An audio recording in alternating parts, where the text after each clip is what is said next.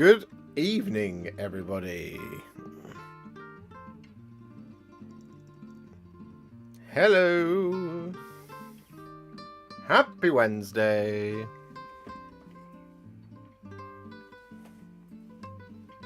How are we all doing? I hope you're all well. Having a lovely week so far.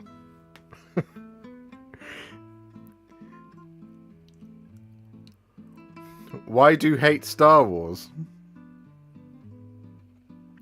Because it's rubbish.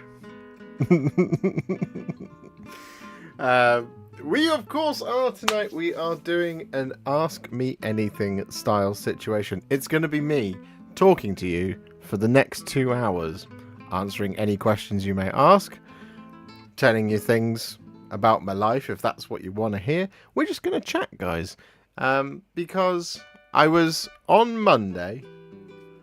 I was overwhelmed by a sense of love for the community, and I thought, what's one way I can give back? Well, I thought, just let's make tonight all about you guys, giving you guys what you want and talking on all that good stuff.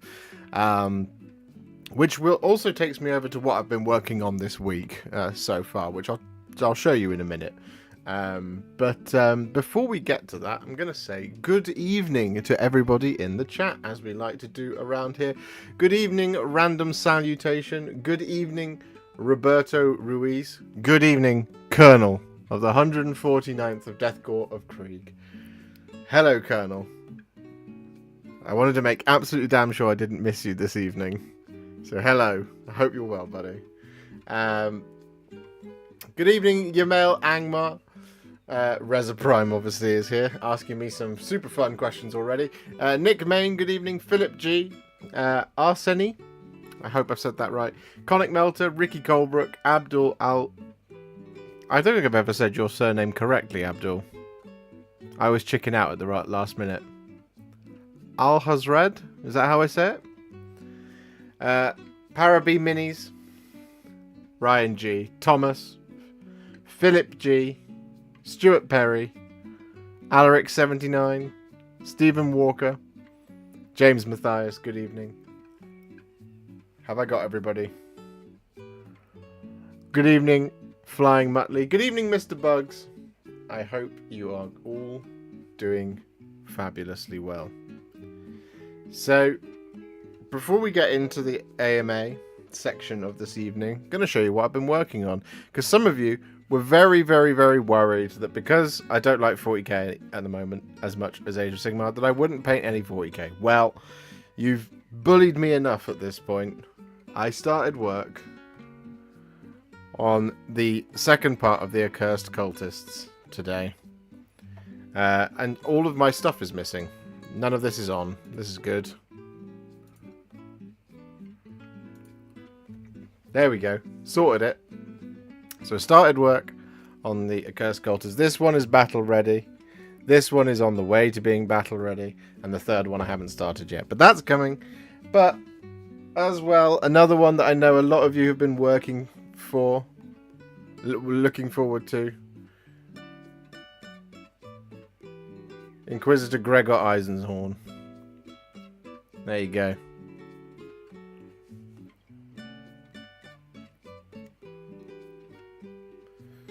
So, there you go. Never fear.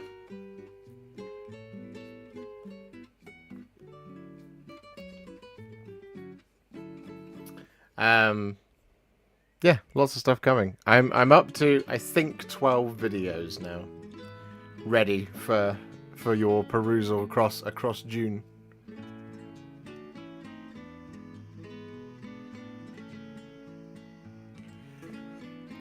You're a community. Thanks, Delicious Relish.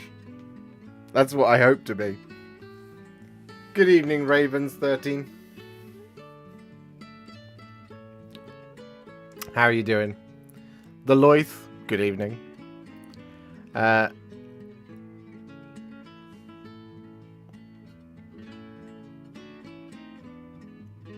So, yeah. Guys, if you have any questions, I'm going to try and answer them all tonight. We're going to try and get to all of them. But of course, I might miss some, so I can only apologise. But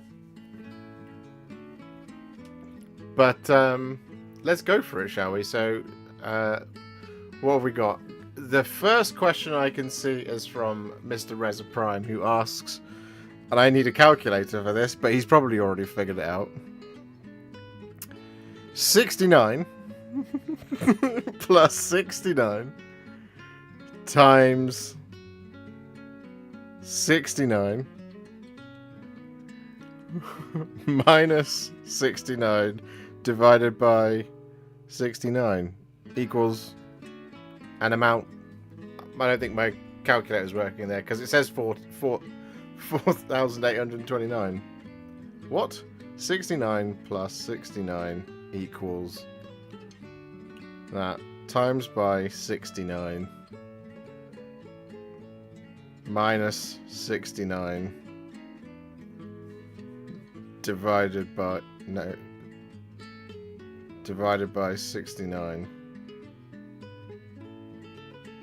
Nope.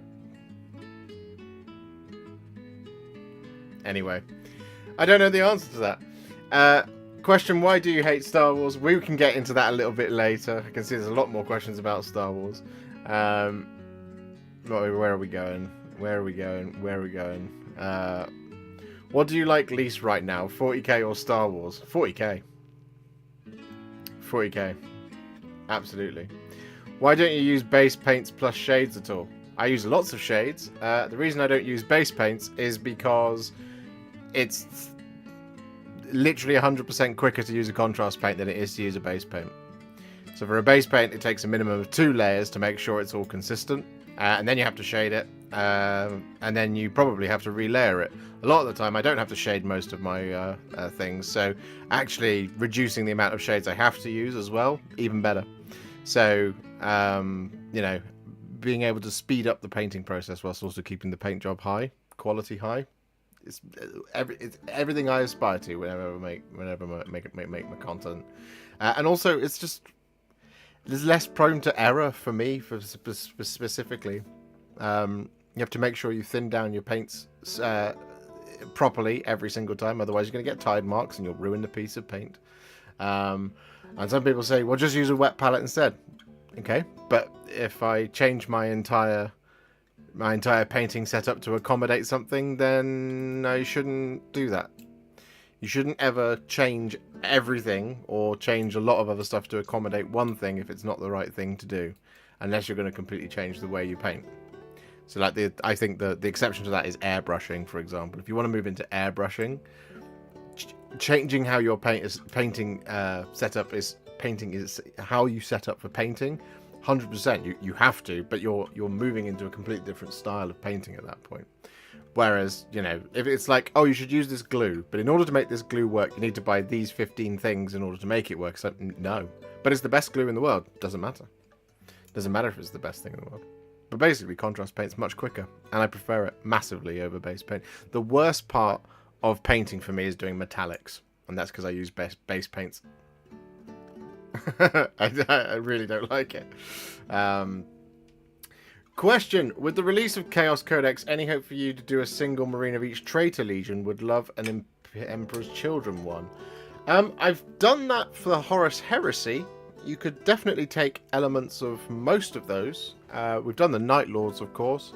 Black Legion have been done. Iron Warriors, Alpha Legion, Word Bearers, they're all still applicable. I think the only one that's vaguely different now would be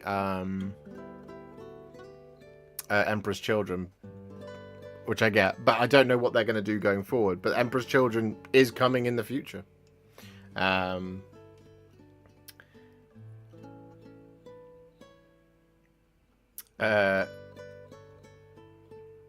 Where are we?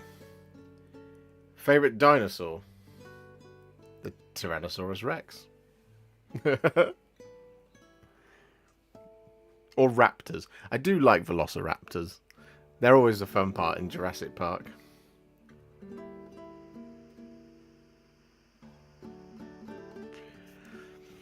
Random question. What is your favourite food or meal at the moment? Favourite food or meal at the moment? My favourite meal for a long time, because I am a child, is sausages, chips and beans. I love sausages, chips and beans. I love it very much. It's my favouriteest thing in the whole world. But I also do very much love burgers. I love really good burgers. I love really simple burgers. Just a really simple burger done really well. You can't beat it.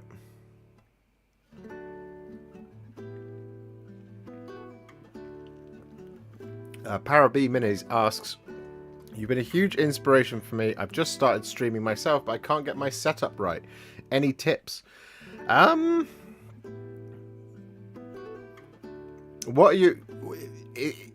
What parts aren't going right? That's probably the question I would ask back to you, and then I would give you tips on how to help that.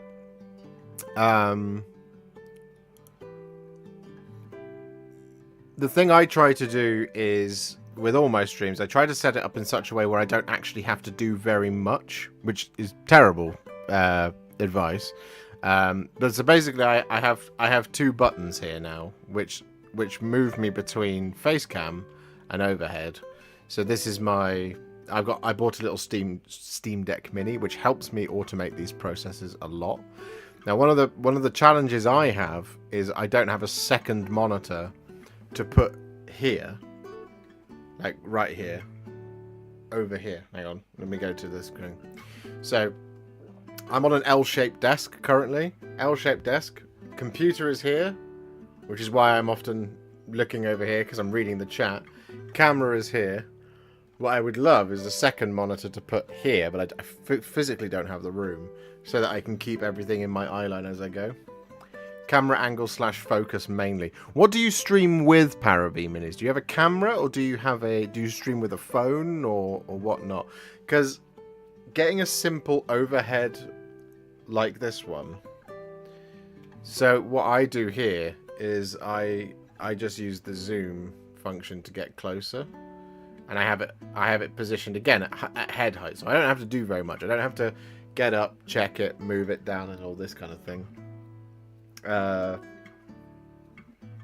then it has a focus button here, which is how if I do that kind of thing. But one of the things you can do to help with things like focus is some cameras, particularly like with phone cameras or whatever, or slightly older cameras, sometimes it is just a case of having like a human body part there. So being able to put your hand behind it and do that kind of thing can really help with focusing issues. It also just helps that kind of thing.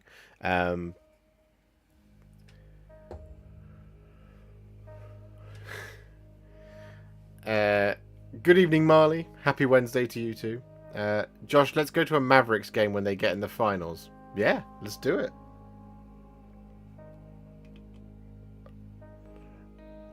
Absolutely. Game for that.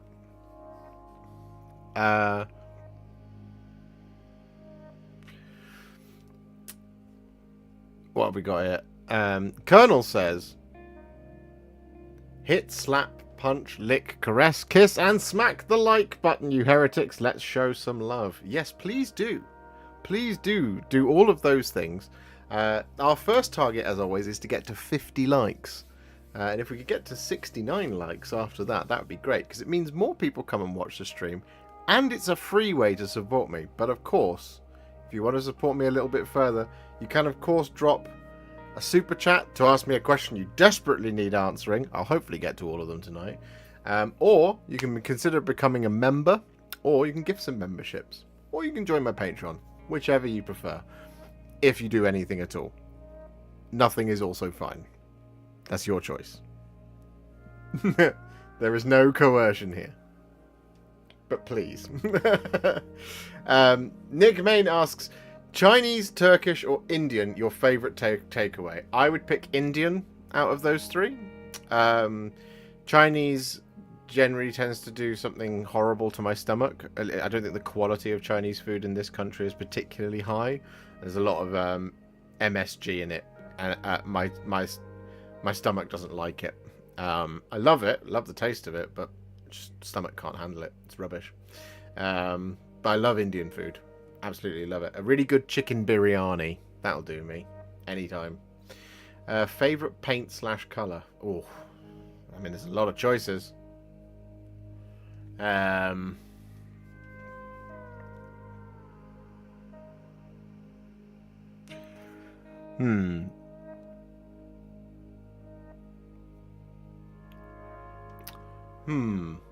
mean, Black Legion, I would probably say. Black Legion, I think, is probably my favourite paint of all time. Just because of how much it changed how I paint.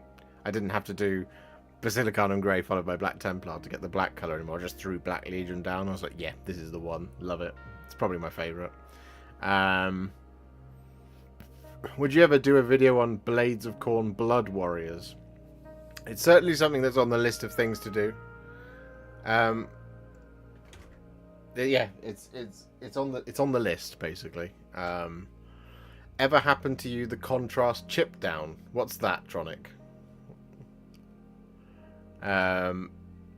Favorite body part? My hands. Of me, my hands, because you know they got me this far in life. Your favorite food is dim sum. Love to hear it, Reza. Have you tried peanut butter on a burger? I have, and I was surprised at how much I liked it. Had a bit of bacon in there as well, which also, I think, offset it a little bit. Gnorholes, are you going to do a paint tutorial with the rats from the release box for 4th edition? I really want to, the Loith. I really want to. Just got to get my hands on it. I haven't got the box yet. So it might be that it comes... It might be good that it comes 2 weeks after release date. Who knows? I'm really excited for it, though. There will be a lot of Sigmar content coming. I mean, there's a lot coming this month, to be fair. I have a question. Why? What? When I already have a COS army to finish, a Sylvaneth army on the go, and a backlog of other AOS models, have I bought a Leviathan box and other models to paint Dark Angels? The reason is, Flying Muttley, is because you have a reasonably unhealthy addiction to the best hobby in the world. It's not necessarily a bad thing, but Dark Angels are cool. They're really cool. Painting models is really fun. And it's good to have some 40k in the background. You never know. It might get better. It might be turned into a good addition. Who knows? Do you have any interests that most people would think is out of character for you? Tell me your secrets. Out of character for me. I guess because I'm a big old nerd. And I paint Warhammer and I play video games, people wouldn't expect for me to love sports as much as I do. But I do really love sports. I'm a huge fan of sports. A lot of my hobbies are exactly as you would expect. You know, he plays the guitar, cool. So he likes rock music and stuff. I mean, look at me, I play Warhammer. I like Warhammer. But I would guess sports would be the thing that would be like surprising, especially football. And that was always what was quite funny. I think one of the things Reza and I bonded over quite early on when we were during the pandemic talking a lot. Nobody else that we were talking to liked sports, so I'd be like, "Hey, have you seen the score or whatever?" Or we'd be talking about the cricket, or we'd be talking about the rugby, or we'd talk about anything that was going on in the world of sport. A lot of other people just go and they zoom out, they completely zone out. But I would guess sports, maybe. What did you do prior to mini painting, Chris? Prior to mini painting, I used to design learning and development e-learning. If you don't know what that is, if you've ever had a job where you had to sit at a computer in the first sort of 2 weeks, and you had to do one of those modules, which was about data protection, health and safety, manual handling, anything like that. If you ever had to do any of those types of things where you click through a really boring thing, that was the type of stuff I used to make. I probably didn't make your ones, but that was the kind of thing I used to do. What I used to do was do learning and development for corporations. So I worked at places like Sky, Herbert Smith Freehills, which is a law firm, Superdry I worked at, Wolseley, Michael Page. Yeah, quite a lot of stuff.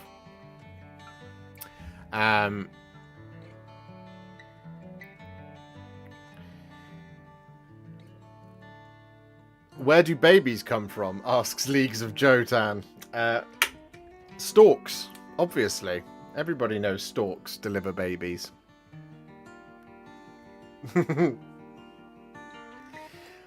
Bruce asks, hi, long-time watcher, first-time interactor. I've been looking at Speedpaint 2.0 Metallic. What's the opinion? I have started using a lot of contrast because of you, but also want to dump base paint metallics. I'm with you, Bruce. I would love for Speedpaint metallics to be better than they are. The problem with them is, from my perspective, is what they do is they make your recesses really shiny, but they don't do such a great job on flat panels. And what they don't do is they don't cover over any mistakes. So if you're painting, for example, the thing I'll always point to is if you're painting a bolt gun and you accidentally get a bit of red on the barrel or a bit of black on it, you have to go in and neaten it back up in order for the speed paint metallic to actually work and not just be a see-through blob of red, for example, under the silver. There's definitely application for them in some, if you're doing small details, but you do have to neaten them up because they don't cover over in the same way that contrast paints don't cover over paints. It's the same thing, right? Which can lead to some really interesting color combinations. If you want to do like red gold, you can paint something red and then throw the gold over and it'll be a reddish gold. There is definitely plus points to it, but I personally don't think that they are good enough right now for what you generally want them to do. Especially if you're painting something like Space Marines, where you're usually using the metallics to neaten up the final details at the end. It's actually quicker to just go in and do it with Iron Warriors than it is to layer it back up with white and then put your metallic over it and then wait for that to dry and then maybe have to shade it again. If you have issues with your camera not staying in focus, turn it into manual focus and just make sure you stay within the depth of field of your lens. I mean, that is an option, random salutation. Unless you're on a phone, it becomes really annoying. What was your first pirated DVD/VHS you bought from a car boot sale? That is a really good question. We didn't really buy pirated videos, but what we used to do is record a lot of things off of a lot off of television. So I used to have a VHS that I would record episodes of Buffy the Vampire Slayer and Star Trek Voyager, is what we would do. So I think what I did is I bought a lot. I did buy I bought VHSs with which to pirate myself. I guess is the answer.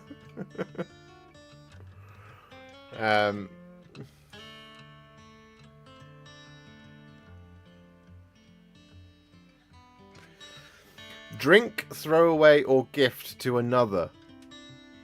Tea, coffee, and herbal tea. What goes in what category for you?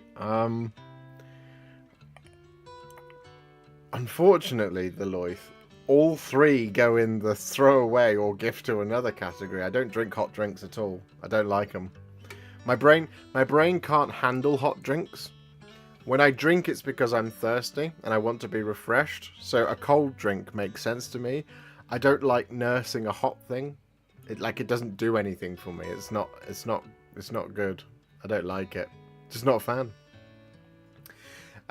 Why has YouTube hidden the like button on streams now? Has it? Have they hidden my like button? Oh God.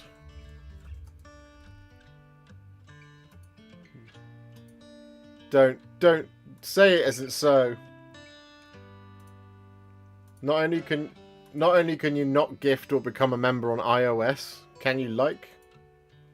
No, it's there on the desktop. I'm not sure about I'll check it in the phone in a minute. Any plan on painting the new Hernkin Jaegers? Maybe, I don't know.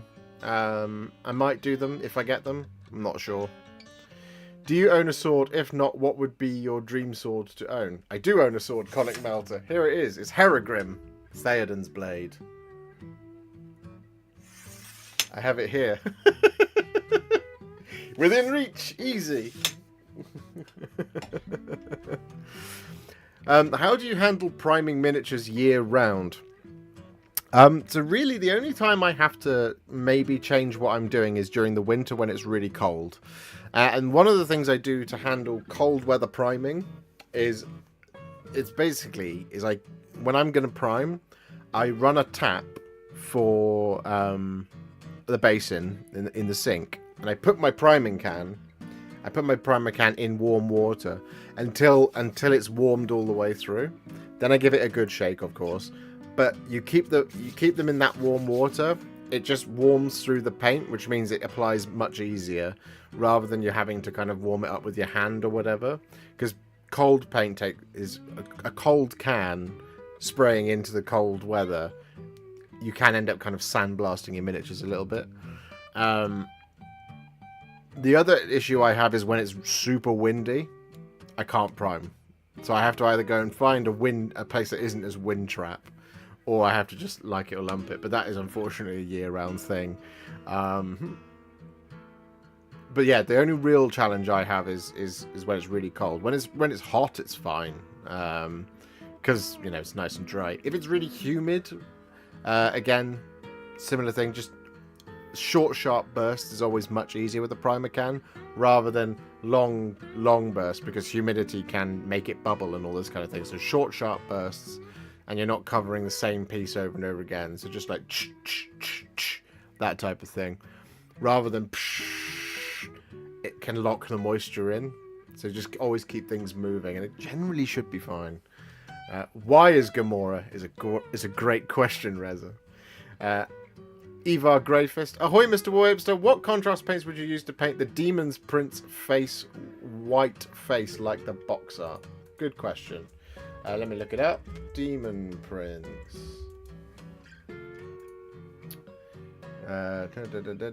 Need a zoomed in picture.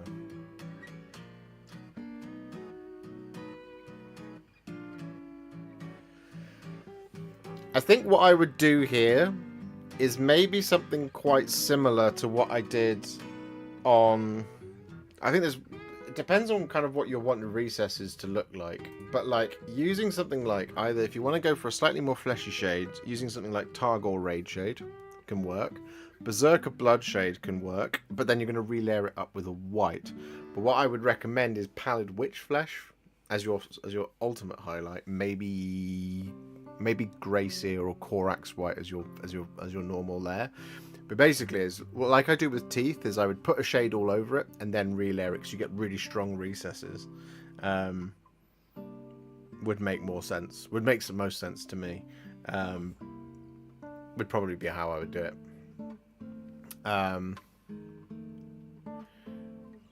The colour of the contrast tripped off and the base primer was showing. I've never had that happen to me. Unfortunately. I have it occasionally where a bubble might burst and leave a little white spot, if I haven't just been careful enough.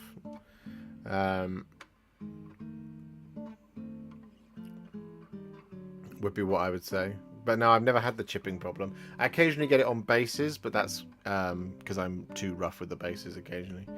Why do you dislike 10th Ed 40k? We are really enjoying it and the community grew. Because it's not a very good game, Roberto. It's not the game that I love, is probably what I would say. I know there are a lot of people who do like it. Of course there are. But this is an edition that's not really for me. I don't enjoy it. I don't like it. The story hasn't moved on in any way significant at all since the beginning of 8th edition, which is another problem for me. And the models have gotten a bit stale. It's the big three for me. I don't like this rule set. Not like I said, I'm not criticizing anybody who does. It's just for me, it's not a good rule set. And there's a number of reasons why I don't like the rule set. Chiefly, it's army building, and I don't like the universal special rules. I also don't like how combat is just not very good in this edition. A lot of people are trying to tell me that combat armies are really strong. It's like, yeah, sure. They're really strong if you play with tons of terrain, but if you don't play with tons of terrain, your combat army is terrible. Hello, Mr. Eldar. Hello, what did you study at uni, Sleepy Dragon asks. I studied music technology, and it was lovely. Can we co-op Space Marine 2 with you? Yes. I plan to play Space Marine 2 incessantly when it comes out. What we might try and do is things like what are they called? Arena games with supporters. It's about, if you can do private lobbies for the multiplayer, then absolutely we'll do lots of like 6v6 and all this kind of thing. I'm absolutely I'm intending to play it tons. Question: Hall and Oates or The Cure? Probably The Cure. If you had to remove one faction from AOS forever, what would you choose? Beast of Chaos?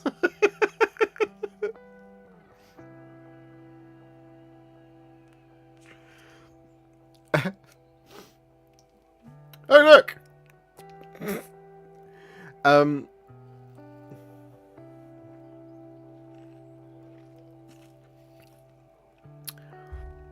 What would I remove?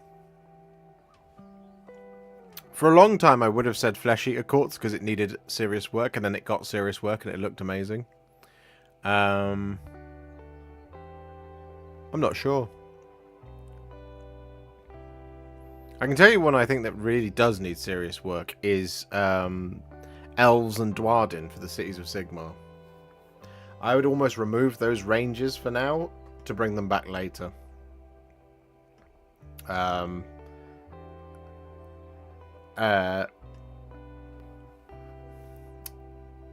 Will there be a Slave to Darkness Varangard video, maybe even in the near future? There will. It'll either be on this Saturday coming or next week. It's on its way. Don't worry. Tomorrow it's going to be the Croot Hounds. Can you paint some Time Broadside? Do you mean Tau Broadside? And I have some Tau Broadsides to do, so I will get to it. How do you store all your minis? You must have so many. Either in these cabinets, in the shelves out in the shed, in cases, or just on my tabletops. There's lots of minis all around here that are painted that I don't have space for. I've just seen Adam has gifted 10 of the finest Warhipster memberships. You are our first gifter. Thank you very much, Adam. I'm trying to get through all of the questions tonight. I don't want anyone to miss out.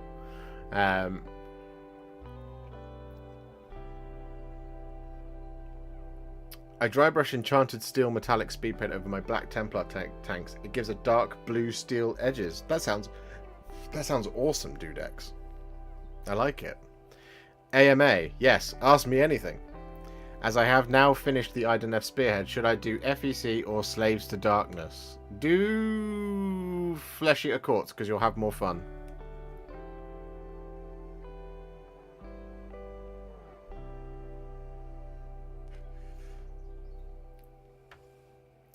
Slaves to Darkness will take a while. I finished the Chariot, and I nearly wanted to dash my own head over over a rock. Is Star Trek Voyager your favourite Star Trek? It's my second favourite Star Trek. My first favourite Star Trek is TNG. I love TNG because TNG was the first Star Trek I saw. It's also has my favourite movie, Star Trek movie, which is First Contact, because it was the first Star Trek movie I ever saw. But the second series of Star Trek that I saw was Voyager, and I absolutely adored it. I like that it tried to do something different. I know it's not the most popular, but I do love that cast. But yeah, TNG. I was emotional watching Picard season 3. Honestly, I think that was an absolute highlight for me last year. Just it did all of the things that I was hoping it was going to do throughout season 1 and 2, and it didn't do. But yeah, TNG I think will always be my favorite. I'm an old school D&D player. Do you play, and thoughts on old D&D minis? I love them. I do play Dungeons and Dragons. I haven't for a while. And we were gonna get a Dungeons and Dragons campaign started up on the channel. The problem is we're still waiting for Mr. Gwatkin to finish writing it. If he's here, he's gonna hate me for saying that. So yeah, I mean, we'd love to do it. Maybe in the downtimes when Tale of Many Warhipsters isn't on, which is coming up soon. Season 3 though, it's definitely happening. I'm just trying to figure out a way to do it in a way that can accommodate over 100 people rather than 70 and it not be a 5-hour stream. Have some memberships, you fine peanuts. Thank you very much, Adam. You're an absolute legend. You're our first gifter of the day. So you win the prize for being the best. But who can become the second best or even better than Adam by being the next gifter? That's the question.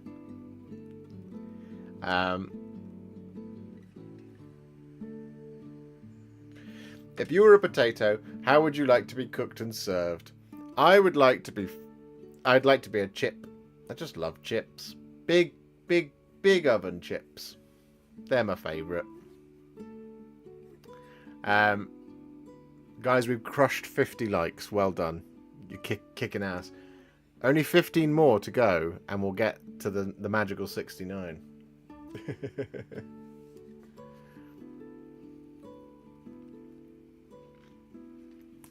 How did you do the bases for the Lord of the Rings minis? The Isengard look was perfect. Do you know, I can't remember. Let me have a look.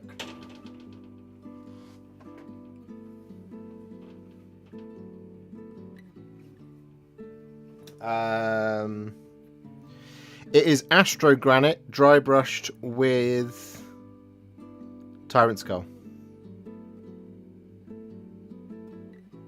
Yeah, Astro Granite, dry brush with Tyrant Skull. If you want it to be a little bit darker, you can.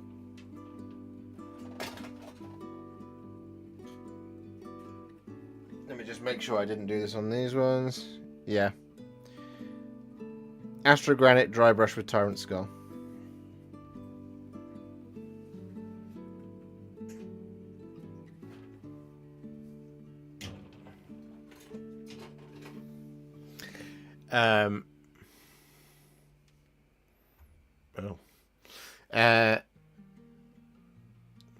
Would you rather fight one horse-sized duck or 100 duck-sized horses? 100 duck-sized horses. Rez would fight 100 horse-sized ducks. I just want you to try and picture how horrifying a horse-sized duck would be. It's like, what do they call it? Transhuman dread. It would be trans-duck dread. And they talk about it in Horus Heresy all the time.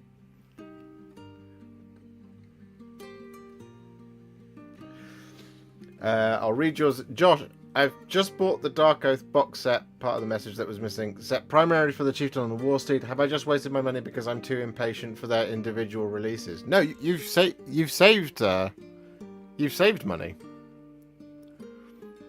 Obviously, the contents of that all individually. The contents of all of that individually would be more expensive. So you've done good work there. Good evening, Gavin Kirby. I find that finished contrast painted miniatures don't handle well. Do you ever use a clear top coat to protect all your hard work? If so, rattle can or brush on. I don't, but I know a lot of people who do. I don't have very oily hands, so I handle my miniatures fine. But I know some people do, and it can like rub off the paint. So I mean. The Munitorum varnish spray, I think it's the more up-to-date, or it's Storm Shield from Games Workshop, is pretty good, but there are better ones out there, which I'm sure people in the chat will be able to tell you. Hey, Mr. Liam Dempsey has just joined with his viewers. Hello, Mr. Liam Dempsey. Hope you're well.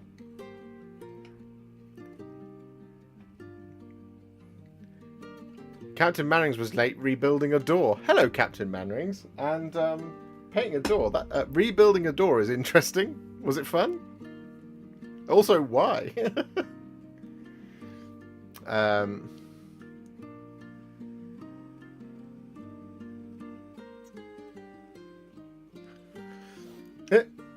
The best community ever. Great Hall just joined. You can start your Q&As now. Well, I feel like our communities are quite closely aligned, so technically I'm not wrong.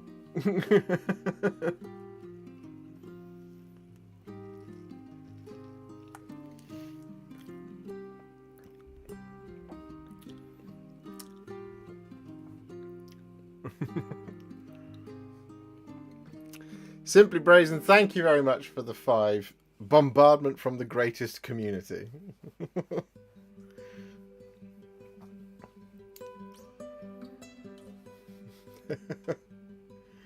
I'm glad that an equally great community has joined us.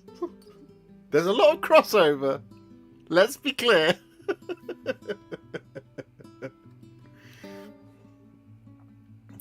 Adrian, thank you very much for the 10. Now you can do the stream. Best community is in the house. You're technically correct. The best kind of correct. Thank you, Christopher. And Great Hall rules. It does. The Great Hall is a great place. It's a wonderful place. It's a lovely place. Thank you very much, Bane, for the 10. Those guys are being very kind. But welcome, Mr. Liam Dempsey's viewers. We're doing an ask me anything. You can ask me anything you like, and I will answer. What did you do for work when you lived in Leamington Spa? In Leamington Spa, I worked for Wolseley, and then I worked at Games Workshop Banbury. I was the manager at Games Workshop Banbury. Best fantasy novel for me, it's Lord of the Rings. I love Lord of the Rings, very, very much.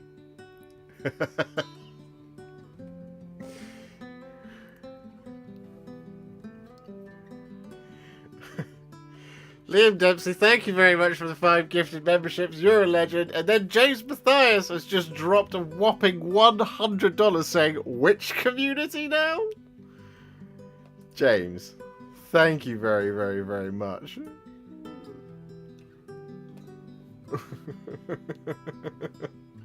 That is very, very kind of you guys. Thank you very much.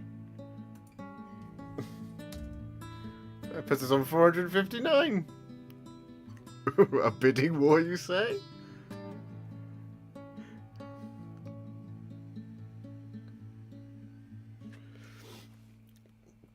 I'm sorry, I don't know how to say your name, but thank you very much for the 75. I started getting into Painted Warhammer a few months ago, and your videos have taught me a lot. Thank you. You're very welcome. And then Brandon Tolpert says, much love, Mr. George. Bombardment. Bombardment. For absolutely. We love a bombardment. I need to put some likes on these. I see 100. Do I hear 150? Look, I'm not going to act as an auctioneer trying to get you all to donate. But if you want to start a bidding war between you, that is absolutely fine.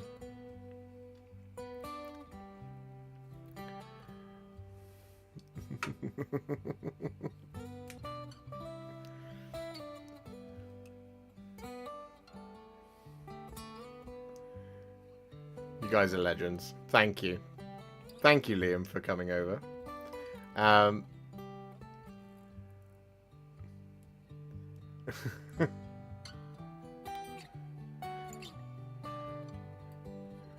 If you had a colour you needed but didn't have, what would your approach be to create that colour, e.g. Caliban green? So what I do if I really need a colour and I need to create it and mix it, is I will look up what the hex code of it is, which is really dumb. So I'll go to the Games Workshop website and I'll look at like the little colour palette they have for the colour. I'll find what the hex code is, then I will take that hex code and put it into a colour generator and see what it tells me the component parts are of it are, and then I'll mix it. It's a roundabout way of doing it, but it is one way of doing it. The other thing I generally tend to do is try and like if I need to get close to, I will start. I start at like I start at a brighter colour and work my way down until I get close to it, when I'm layering my contrast paints and stuff like that. Ebron, thank you very much. Really enjoyed your interview with Liam. I enjoyed my interview with Liam very much, even if it is sat in the chat saying things like, you raid me enough with your 10 viewers, it's only fair.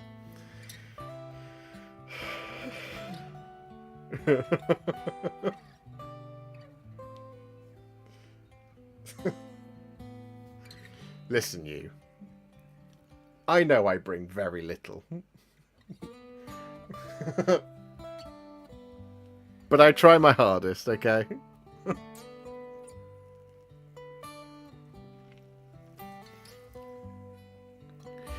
Did you make a big order with your GW discount before leaving? I really wish I had. I couldn't, though, because I didn't have any money at the time. Which is why I left the job. I did order some bits. Like, I ordered a bunch of the Primaris stuff that it came out. Because I worked there during Dark Imperium times.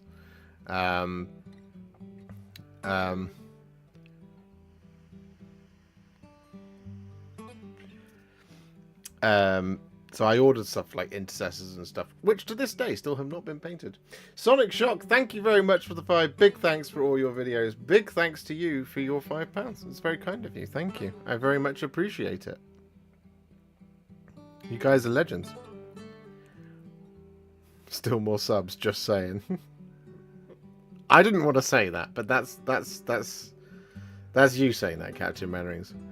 Will you paint the Astral Templars? I've got a video for Astral Templars, Thomas. If you check out Silas Beastbane, let me grab it for you. I'll grab you the video. Warhipster Silas Beastbane. Here he is. Share, copy. There you go. Bosh.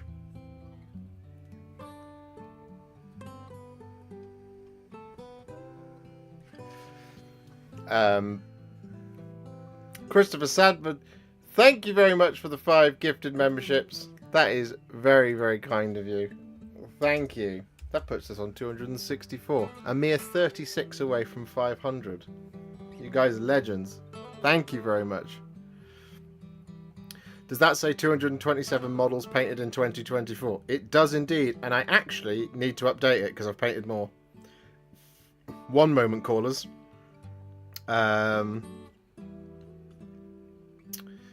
4, 5, 6, 7, 8, 11, 14, 15, 16, 17, 18, 19, 20, 21, 31. So that should say 233. 233. Boom.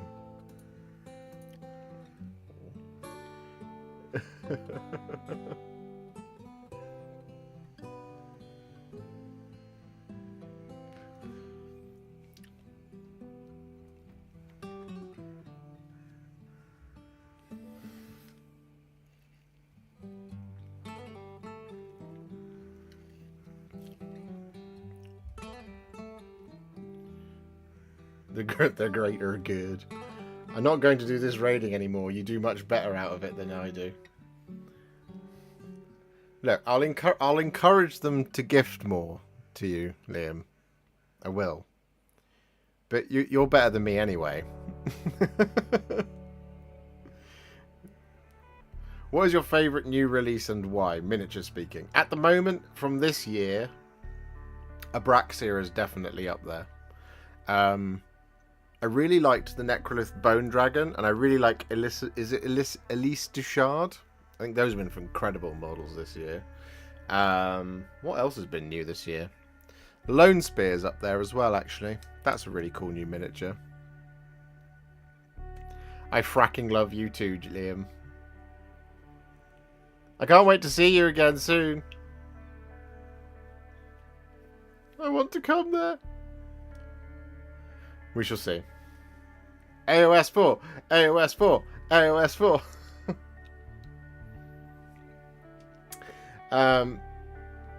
Will there be any more tutorials on Tomb Kings? Yeah, I do have a lot of them to do. Liam's highest gifted is mental. It is. It is. It is.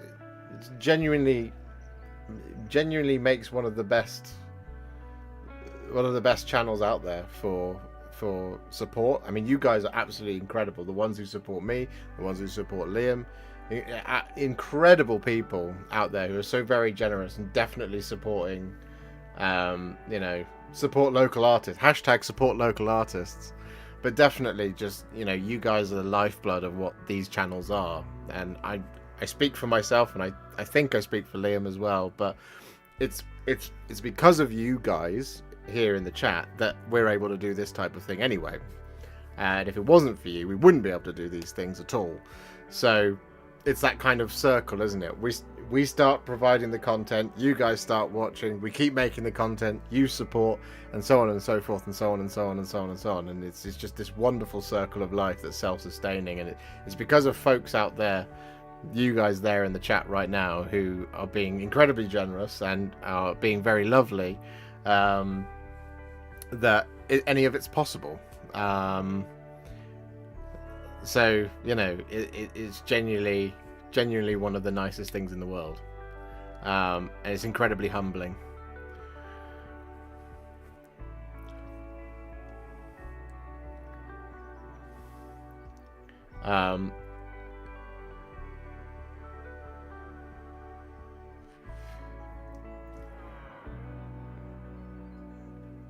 Where are we in the chat? I've got lost. Have you ever wanted to commit violence to your Wi-Fi router during a live because it's being an absolute pain?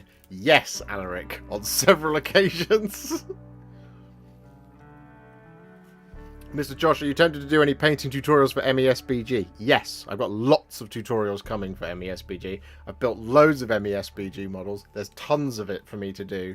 I'm kind of like building it up until there will just be this cavalcade of them coming out. Have you primed the Caradron Overlords yet? No, not yet. Because I've been building lots of stuff, it's going to be a priming day. I think Friday I'm going to be doing a lot of priming.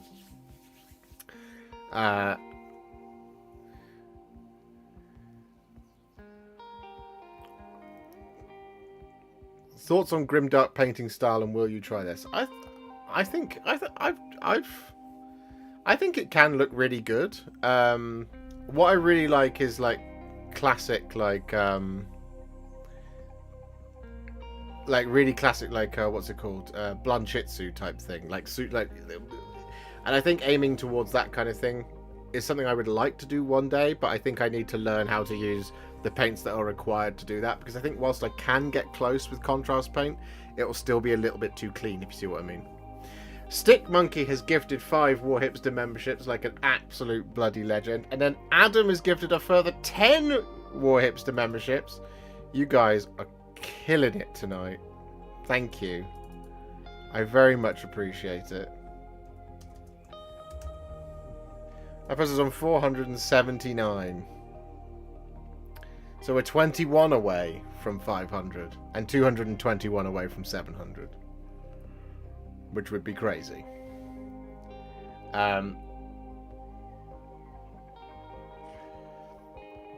Liam's never mentioned the record before. Not once, not since the night. I don't know what his record is.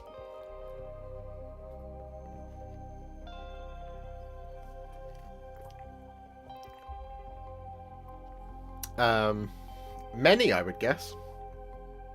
I'm not crying, you're crying. Now. That's usually my job when things get overwhelming because of the huge, copious amounts of love coming my way. Because I feel massively undeserving of it. How do you have such a marvellous beard? Basically, what I do with my beard is I use something called Kalamazoo from Lush, and that's it. Thoughts on Tom Bombadil, played by the excellent Rory Kinnear, appearing in Season 2 of The Rings of Power? As long as he spends all of his time singing his own name, it'll be fine. Which is what he did before, anyway. How do you get such smoothly and consistently primed models? I always have shadows on my models if I don't sub-assemble. Any priming tips for a new hobbyist? So what I do with what I would recommend is getting a stick. Now, it can either be like a piece of your own stick, like flat stick, like dowel or whatever, or you can get the Citadel spray stick. If you make your own spraying stick, what I would recommend is just getting a stick and buying some really good quality double-sided tape that you can stick your models to. So let's pretend that this is your spray stick, right? What you want is you want to be able to put your models on your spray stick like this, and so that they won't move, right? Like this kind of thing, right? And then, when priming, never ever do hold the can, like hold the button down. Don't do that. Don't go psh like that. Because for whatever reason, optically, this is me as well. I don't know if it's the same for everybody, but when I do that, I miss things. Also, it means that when you kind of tilting and moving it around, you can end up building up too much paint in certain areas. So the way I do it is I generally will go for the Citadel spray stick's really good because it's got a it rotates, right? But what I'll do is I'll go at basically 6 angles and then a 7th one on top.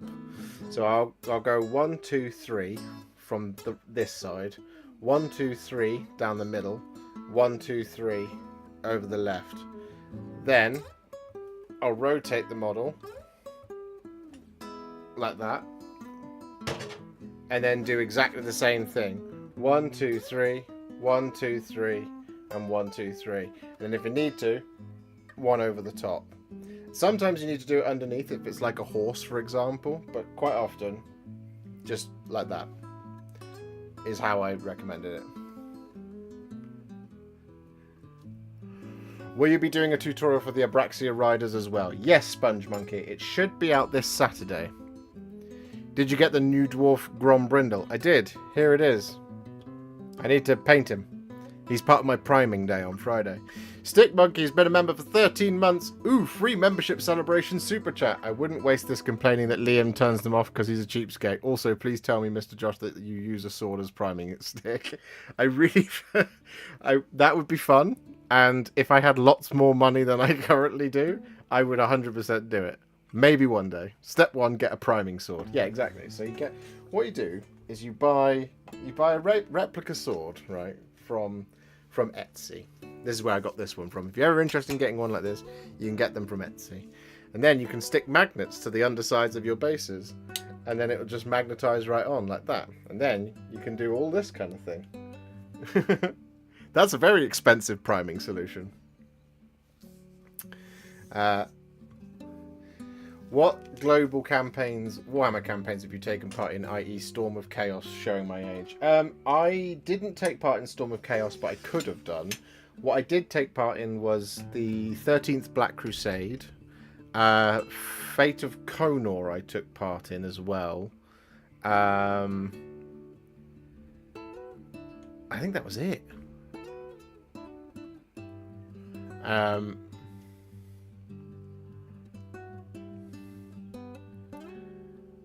Hello, the Mini Creative.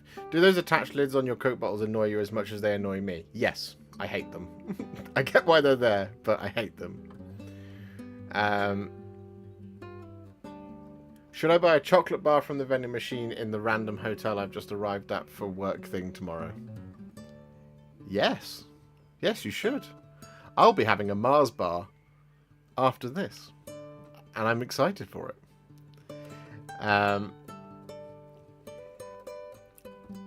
Any plans to paint some rock gut Trogos? Yeah, so if I can get through everything I need to get to, and I can get to doing the Gloomspite Gits Vanguard Spearhead, then yes, I will do the rock gut Trogos. There's one that might help you though, Mike, coming out soon as a video. You could potentially, I mean, it's not quite right because this is green, obviously, but you could potentially follow this one. Which is the Maya Brute Troggoth. So there is a tutorial for this that's coming out very, very soon. For those of you who are fans of the Auric Warclans. Is that Perseus' sword from Clash of the Titans? It is not. It is Herogrim from The Lord of the Rings. It is Theoden's sword. Your fingers would remember your old strength better if they grasped your sword.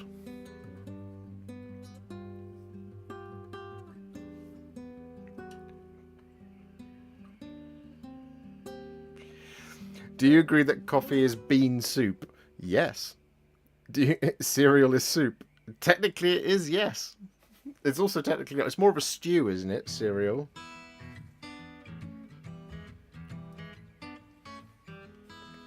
Hey Warhipster, love your work. I'm starting Cruel Boys using your colour scheme. Appreciate the help. Well, you're very welcome, Stephen. In fact, you're going to be in luck, because in the next couple of weeks you're going to get 2 more Cruel Boys videos.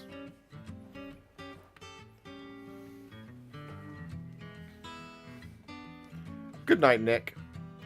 I'll never forgive the third movie for blunting Theoden's sword on a load of spears before he rode into the orcs. Yeah.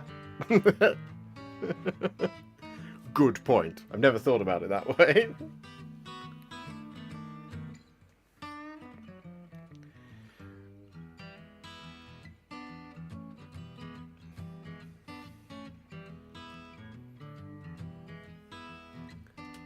I'm digging this music. I get all of my music from Epidemic Sound. This song, if you ever want to go and find it yourself, is currently called Where's My Fix by Will Harrison.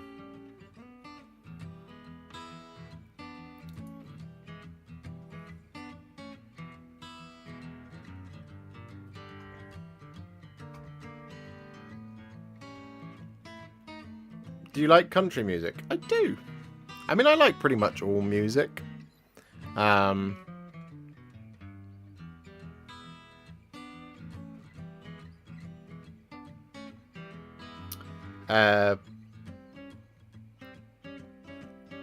It's tough to find music that I don't really like. There might be songs that I don't necessarily vibe with, but pretty much every genre of music I'll find something I can like in.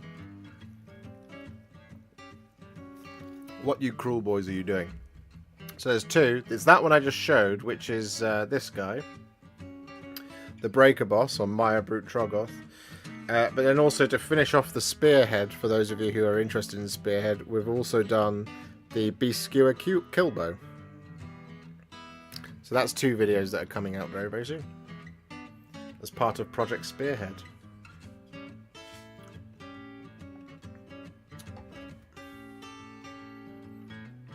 The only thing I haven't covered yet is the Marsh Crawler Sloggoth and Swampbus Scumdrek. Do you love Nickelback? There are certain Nickelback songs that are bangers. I will not be ashamed to admit that.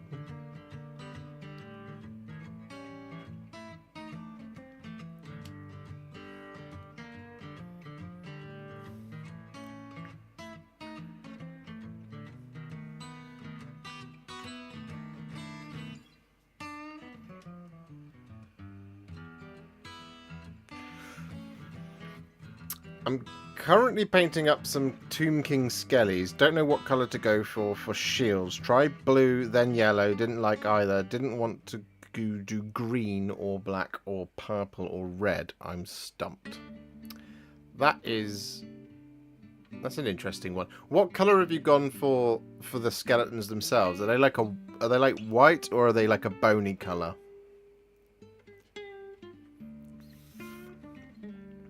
Favorite Wallace and Gromit movie? I mean, there's elements of The Wrong Trousers and elements of Close Shave that are exceptional. I'd probably say The Wrong Trousers. Just because I think I die laughing every single time. The last section of it with Gromit laying the track. I love it so much.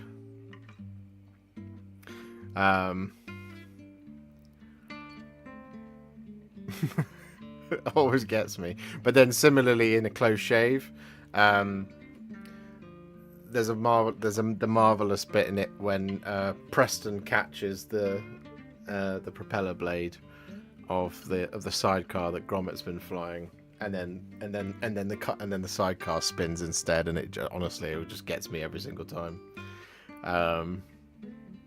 Adore it. Between those 2, I'd probably put Close Shave up there. Not Close Shave. Wrong Trousers is my favourite. You work for GW? I did. I was there from, I think it was 8-9 months. I was there during. That answers your question, Joe. 8-9 months I think was how long I was there. I was there during the build up to and the aftermath of Dark Imperium. The launch of 8th edition was what I was there for.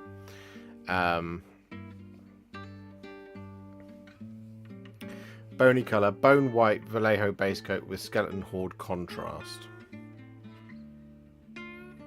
Oh, I see. Yeah.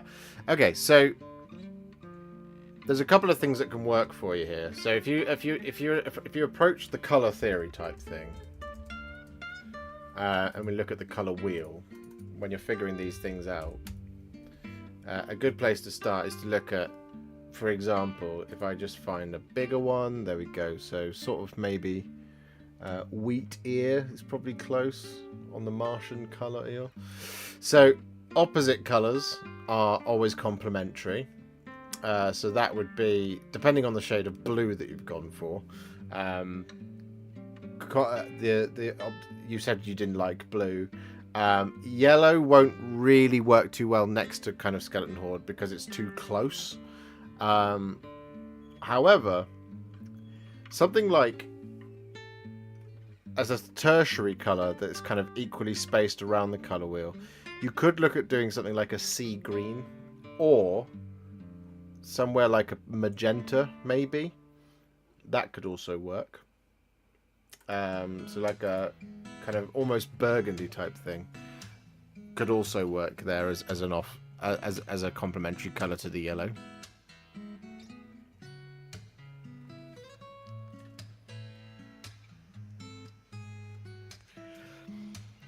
Yeah, so if the metallic is Retributor armor as well, that's enforcing the yellow. So going for something like a sea green turquoisey type thing, or the other side being magenta or burgundy type thing, will be a complementary colour to both the gold and the yellowy bone.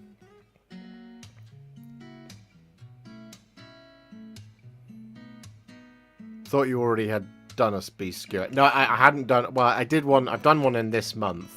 That was the thing. It's coming. I haven't put the video out yet. It's coming though. It will be this month. You know, the course over the course of third, I've really come around on Cruel Boys. They look kind of sweet, painted, grimy / darker. Absolutely, I think the vibe they went for with Cruel Boys was really, really cool.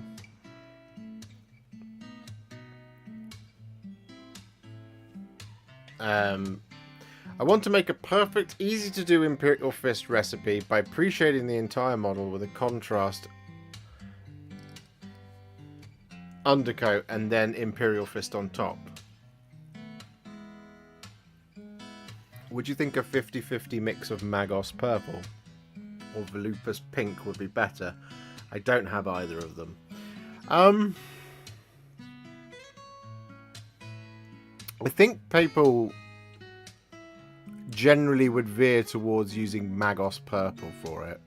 Because Magos Purple you can control a little bit easier than Volupus Pink. Volupus Pink is quite strong. Can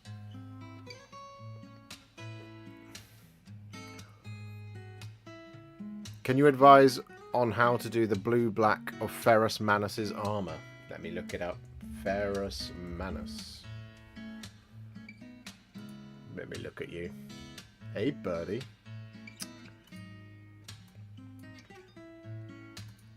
Give me the 360 degree if you have one. Is there not a 360 degree video of this anymore? Video? Photo? If so, why not? Unbelievable. The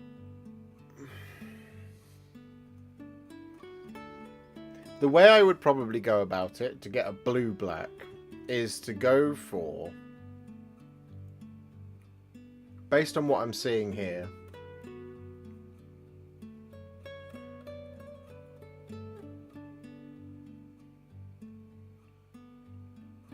what I think I would do is I would use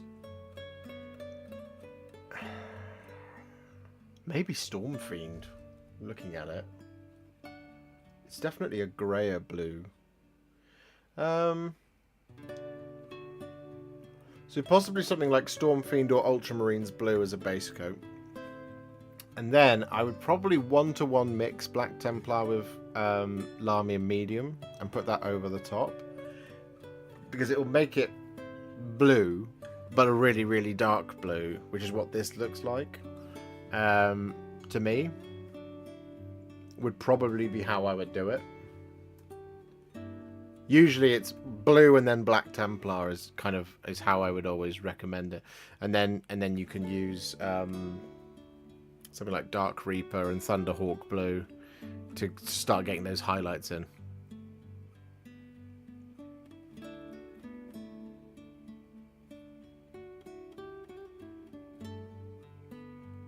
When using contrast paints, would you advise putting darker colours on first, then lighter colours, or is it the other way around? Thanks.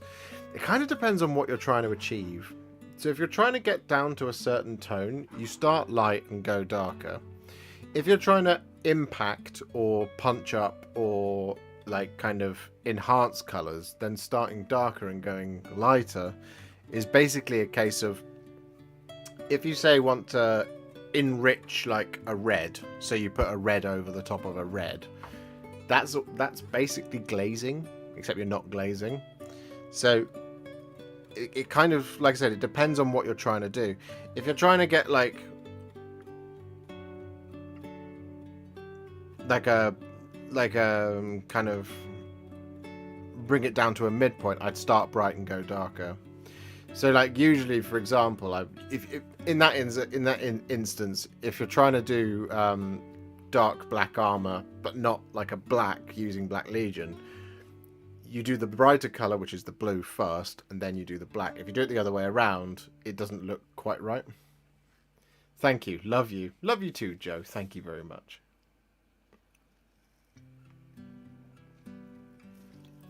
Iron Man, Iron Hands. Exactly. What colours are good for rust?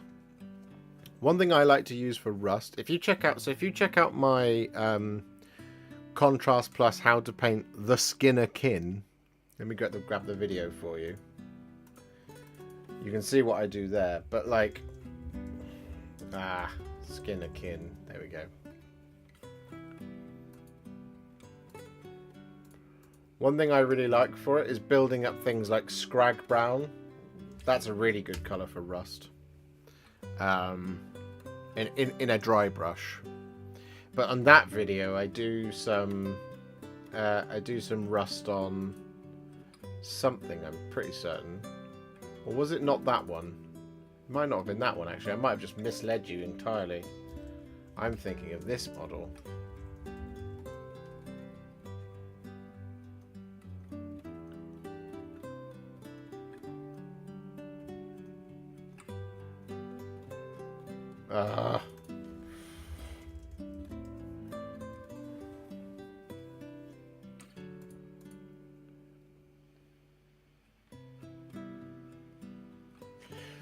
It's called the Royal Decapitator, that's why.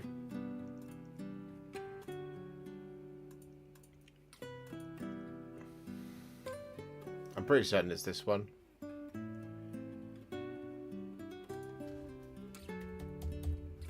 Yes. This one. Tattoo Zoologist. This is what I was thinking of.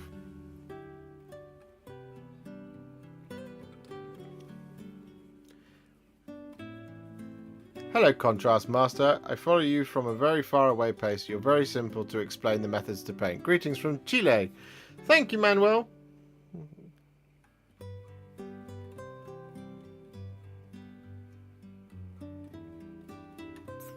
That's very kind of you.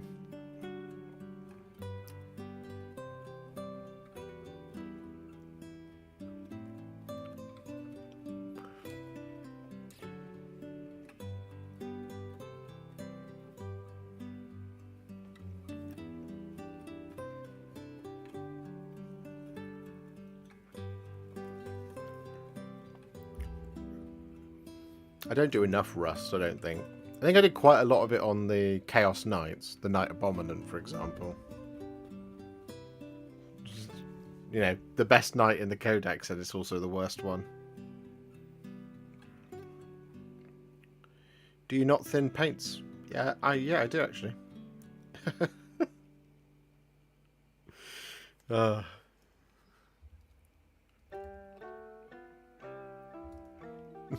I thin all my paints apart from the contrast paint. What a great community we have here. Great people, and Josh, who is our leader. No, I'm not the leader. I'm merely the catalyst that brought all of you together. And also Liam. Liam also brought a lot of people together. But you know, the community is only as strong as its members. It's not necessarily me. I mean, like obviously I'm part of it, but you know, you guys are what make Warhipster as such a special place and such a special channel to me, at least.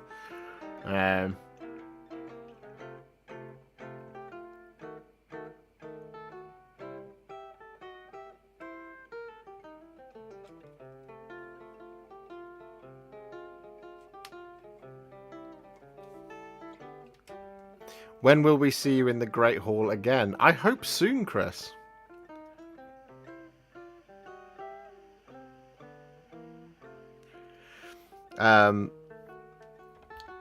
We need to organise something. We need to figure out what's going on with AOS 4, and then once I know what's going on with AOS 4, we'll be able to plan something to get together and make a bunch of content, which would be really fun. But I'd like to come back as soon as I can.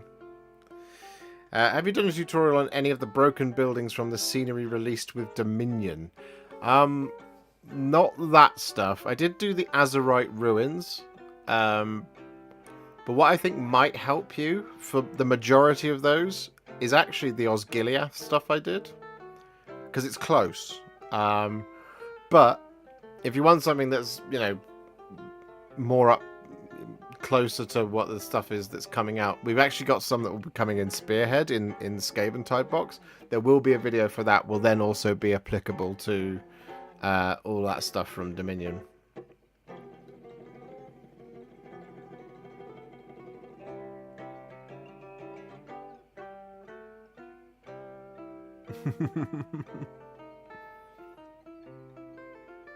I'm doing the beams in Wildwood right now. Yeah, I mean that is what I would probably do. I usually flip between two different paints for wood. I either go for Wildwood because it's there written on the bottle, or I use Cygor Brown. But Wildwood absolutely works. I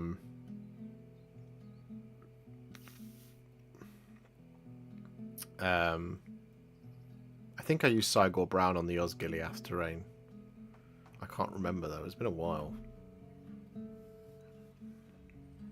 I painted a whole set of it and I can't remember.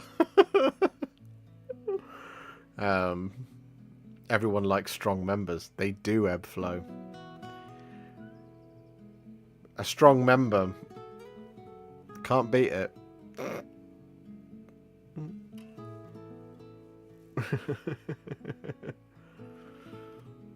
That's a shame, Josh. I just commissioned a statue of you to put up. Oh no. Oh no, no, no. Please no.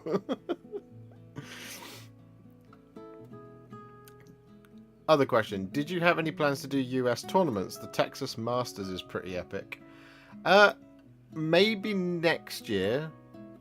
Or 2026. Depending on how things go. Next year. Because so next year, Alice and I want to try and buy a house. So, we're here to try, and we don't know what's going to happen, but we want to try to do that so that, you know, we can create a really kick-ass studio that, you know, and also because, you know, that's what we want to do. But the year after, what I'd like to do is I'd like to hit some US events. I don't know if I want to hit the US tournament scene. Maybe for Age of Sigmar, but I'm not really into the idea of playing 40k tournaments in this edition. I might in 11th edition, which would, funnily enough, probably be 2026 when 11th edition comes out. But yeah, I'd like to.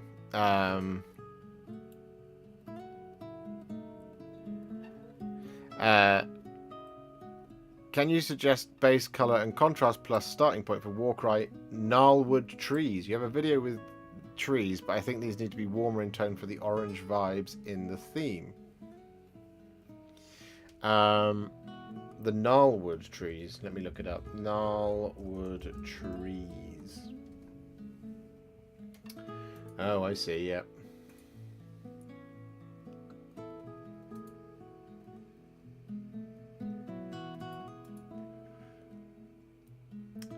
Yeah, they're fun, aren't they?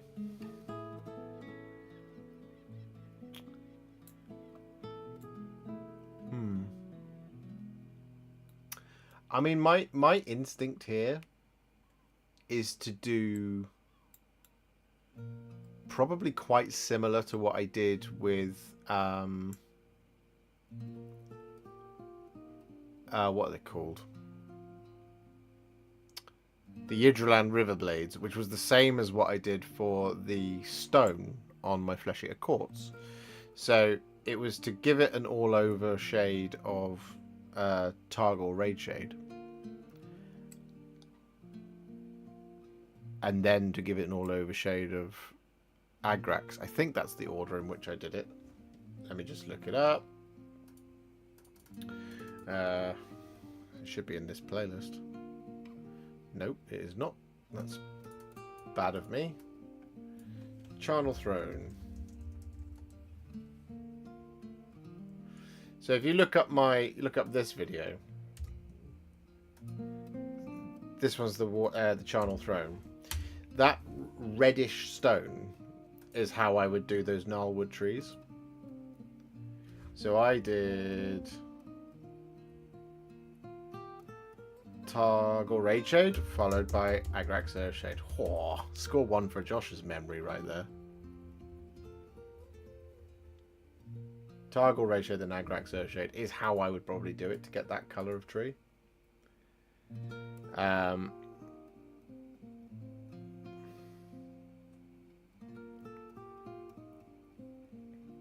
I finally was able to get the rest of my Warhammer from my parents' home this month. It's nice to be reunited with the rest of my models. Oh, that's awesome, really creative. I might need to go and do a similar run to my parents' house. They're moving soon. Do they make Elden Ring models? I've just finished the game. Think those would be... There is an Elden Ring board game which uses some Elden Ring models. I think on Etsy you can find some pretty decent 3D prints.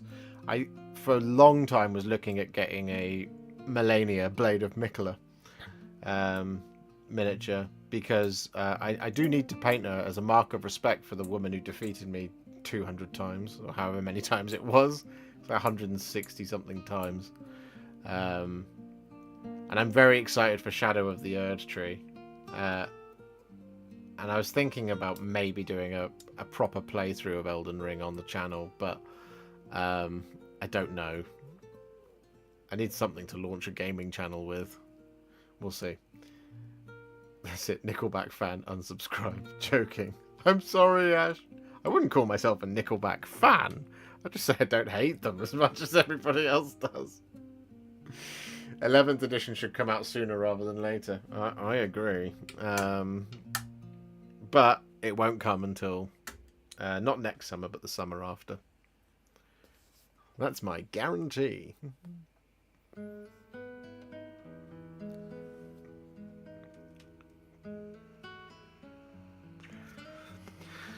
Trying to make clear plans, but life keeps getting in the way. But I am buying you, Rich and Josh, the first 2 rounds. I would love to meet Laura and Captain Mannerings as well. I got to meet Laura and Captain Mannerings at the Reforged event, and it was wonderful to meet them. They're lovely people. Really lovely people.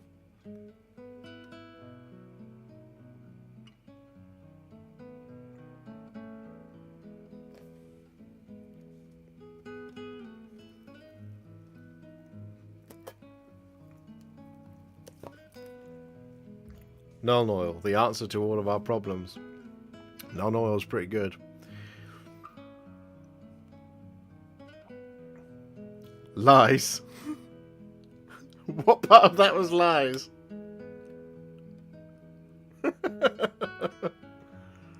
Have you spilled your Nuln oil today? Do you know, I've never spilled Nuln oil. I spilled, what was it, Gorgrunter Fur? Or Cygor Brown? If you go back and look at my Karazai video, I spilled it all over, and I was going to not put it in, but then it looked weird. Because after that, there's just this big stain on my palette pad, on my paper for ages. I spilled half a bottle of bright shadow flesh yesterday. Yeah, it happens. I mean, it's a rite of passage, right? You do have to spill a pot of paint every now and then. Gotta spill a pot of point. Gotta spill a pot. I'm not even going to try and say that again. I'm just not. my tongue cannot get around that. Have you ever painted the bigger figurines from McFarlane Toys? I'm thinking of ordering one. No, I haven't. I thought about getting an artist proof and then doing a contrast plus how to paint Blood Angel Space Marines on a big one, but I ended up not doing it.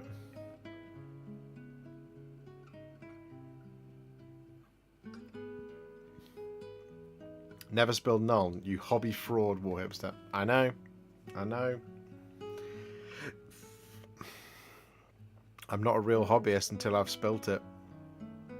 Unsubscribe. Please don't. Please subscribe. Please become a member.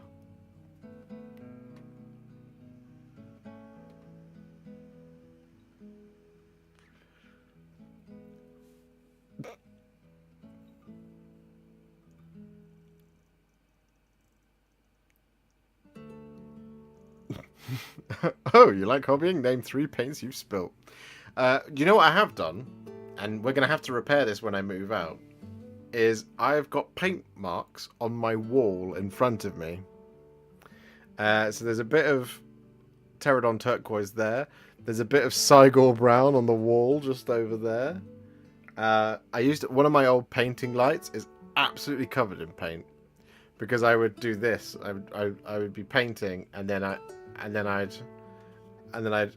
hold my paintbrush like this for a minute and then I would move to grab a model, grab a paint pot, or move something over, and then there's just be a big streak of paint right going across the front of the face of the light. I have spilled Blood Angels Red. Looked like a murder scene.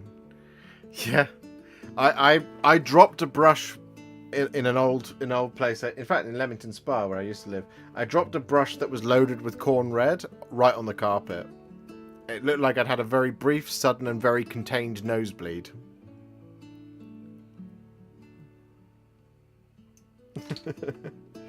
Mike Story, thank you very much for the 10.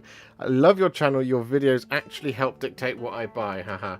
What would be your recommendations to paint the skin on the Dankhold Troggoth and Trogboss? Which one's the Dankhold Troggoth? Dankhold Troggoth. Let me have a look. Oh, it's this guy. I remember you.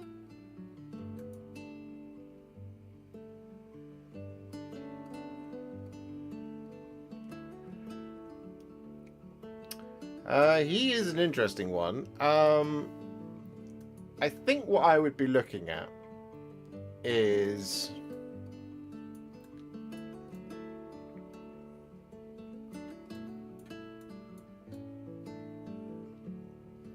probably something in the region of... It's an interesting tone of purple, isn't it, basically? It's basically Demonette Hide. Well, Slanesh Grey. It's basically the colour I'm seeing. So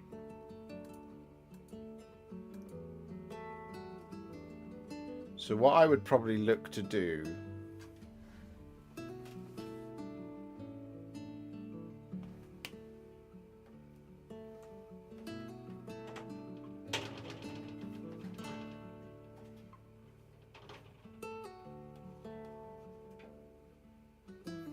I have a model for you that might help.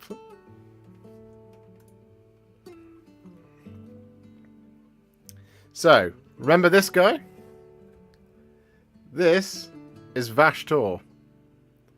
That right there is basically the recipe for the dank cold Trogos. So what I'd recommend is checking out my Vashtor video, because that is how I would do it. That is exactly how I would do the dank cold Trogos.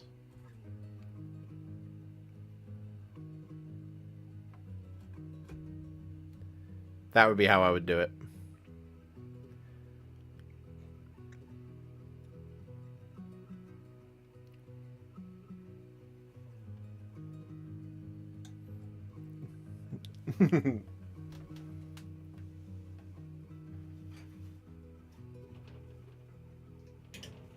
Does that help? Does that help, Mike? Oh, and the Trog boss. You also had a question about that one. Trog boss. Dankhold Trog boss. That's this guy. Oh, is it a dual kit? Is it?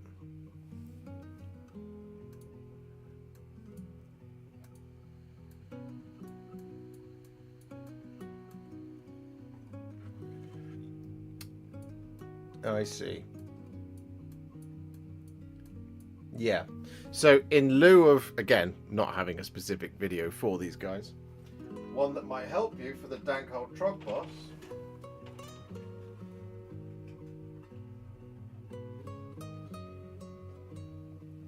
is these guys.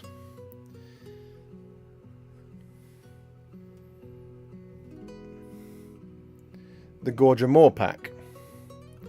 They have a very, very similar colour palette going on, at least for the skin.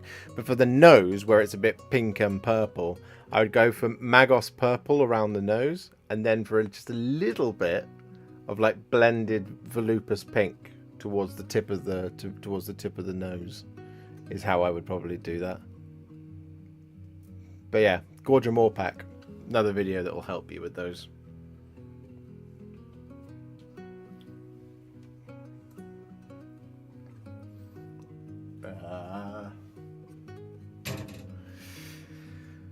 I found a streak of paint on my thigh last night. No clue how. Do you know what happens to me? I get texture paint in my hair, and then sometimes I'll go to put a comb through it, and I'll be like, "Oh look, Sterling Battlemire." I liked your Karazai / Krondis videos. I'm intending to paint my Karazai in a black theme. How would you layer this up with contrast, and what would you use for the underbelly / wings? If I was to go for a black theme, I would probably go for my Black Dragon Knight Draconis video. Would be how I would do it. So, again, another video that might help you. Black Dragon Knight Draconis, which I should have called Red Eyes Black Dragon, but I didn't, because I chickened out, because people got mad at me for calling it Blue Eyes White Dragon. They were like, "This isn't Blue Eyes White Dragon." It's like, it's the closest I could get. I'm sorry. I just saw your question there, Adam, for Mike, saying, what part of the fine nation of Canada do you hail from? But I misread that of what part of the fire nation of Canada do you come from? Nothing changed yet, because Mike's story didn't attack.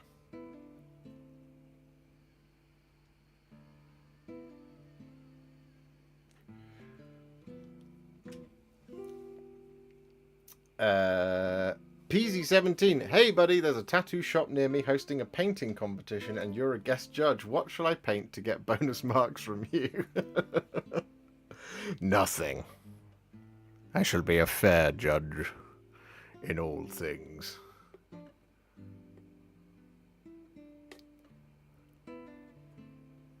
But big Age of Sigmar models. Yes. If you guys are in the area,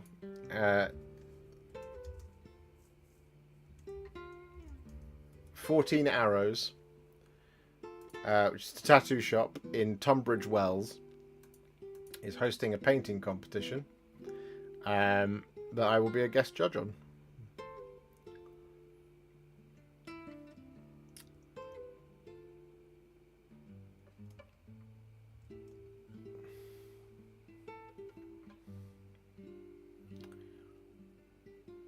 Any chance of a Shalaxi Hellbane painting tutorial? Different coloration than a Keeper of Secrets and Emperor's Children are coming out soon. Would be popular. Yeah, Shalaxi's on my list of things to do.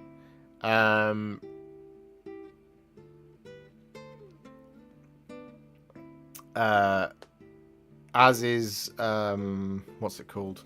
Kairos Fate Weaver. And also, consequently, Rotigus. But I haven't got a Rotigus. I need to get a Rotigus. Would you have any more info? I don't have enough. I can text Az and see what he says.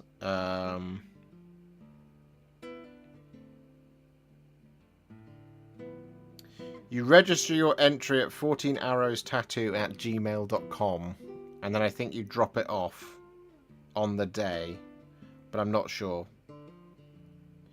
But I'd email them 14arrowstattoo.com at gmail.com.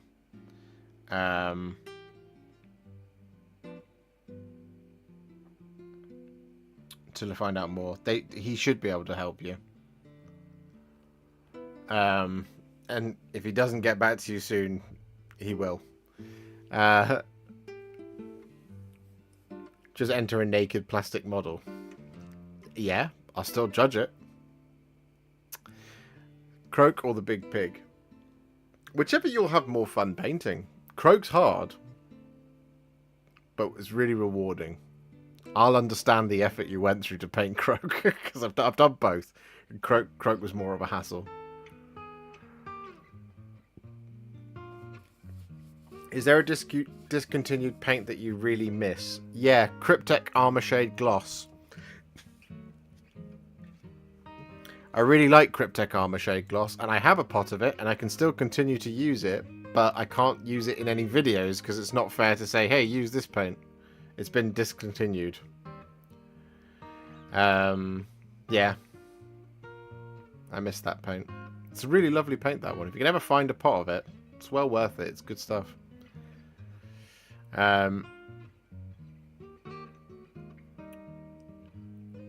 What element would you and the rest of the team Warhipster bend, Josh? That's a question for you. Oh. Well, Rich, I feel like you're Fire Nation. Through and through. There's no question that you are Fire Nation.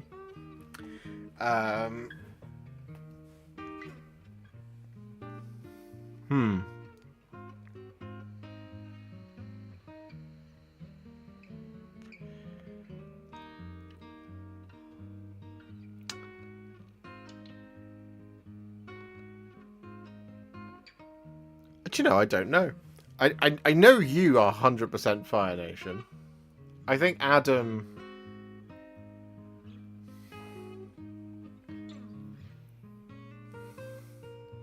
Adam, I think you're an Earthbender.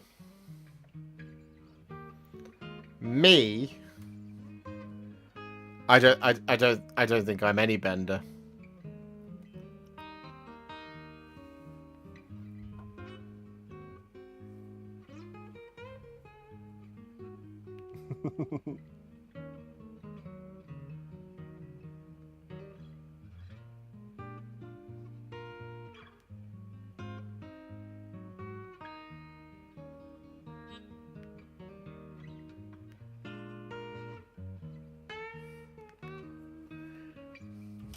James is a money bender. I like it. I like it. You could see me as water. I was thinking maybe I would be a water bender. Maybe I would be a water bender.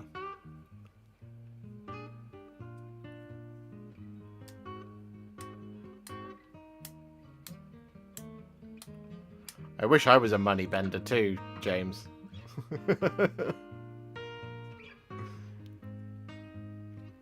Yeah, I'm just a paint bender. That's all I can do. I'll be a paint bender. It's the most useless. It's technically water, but it doesn't work with any water. Just only paint. I'll get paint in your eyes. Aha!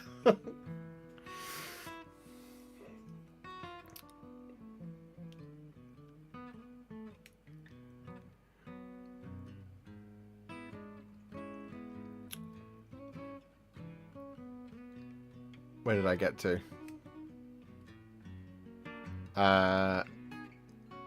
You have a great AOS scene there. Oh, I'm very jealous, Mike. AOS is the best. I love it. It's my favourite. Do you have any plans to paint any more Demons or Eldar, or are you mostly limited to sort of newer releases? At the moment, so like I said, I do have Shalaxi Hellbane and Kairos Fateweaver to do, and consequently also Rotigus. I do have a video coming out for you Nurgle Demons fans. It's going to be coming out in the next couple of weeks. I will show you now what that is. It is going to be not the Gorger Moor pack. It is going to be this guy, Spoilpox Scrivener. So this video is coming out very, very soon as part of Spearhead Maggotkin of Nurgle. So that's a Demons video that's coming out very soon. And there's always going to be more Demons, and there may be more Eldar in the future. Who knows? We don't know what they're going to get that's new. I think I've done everything really, though, haven't I? The only thing I haven't done is Howling Banshees and Dark Reapers, and I've done Morgan Ra and Howling Jane Zar. Where do you live? You live there.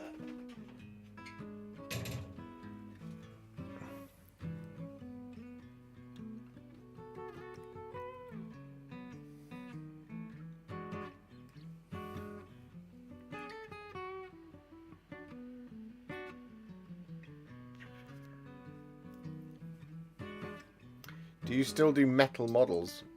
Fugan, the Eldar Phoenix Lord, is still a very relevant / popular model. So the thing with metal model is, yes, I would absolutely still paint metal models. The problem with it is, especially something like Fugan, or Karandras, or who's left? Any of those types of ones. Games Workshop has systematically been redesigning models, and it is really annoying for me when I do something like how to paint Dante and then the new Dante model comes out. So doing something like Fugan or Fuegan, however you're supposed to say it, doing something like Fugan Ra, especially when the Fire Dragons are probably going to get plastic versions of them, and consequently also their Phoenix Lord.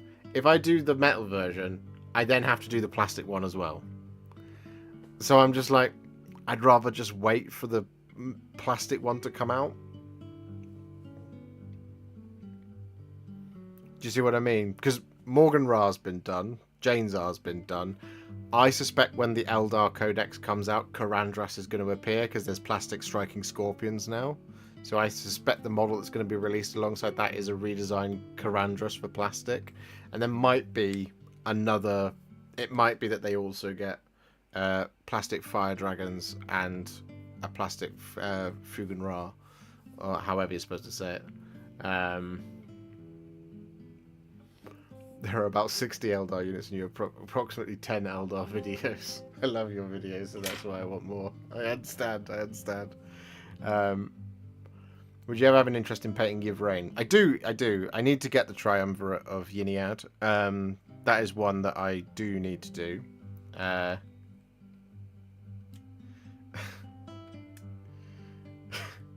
So the key to getting the minis we want redesigned is to get you to paint the out-of-date version. Yeah, I mean, it keeps happening. I did Farsight and then Farsight came out. I did Dante and then Dante came out. I'm genuinely surprised Lysander and Vulcan Histan didn't come out as well as what's his name, Jarl Stormcaller, who, I swear, if there is a Jarl Stormcaller model that comes out with the Space Wolves range, I'm going to be mad.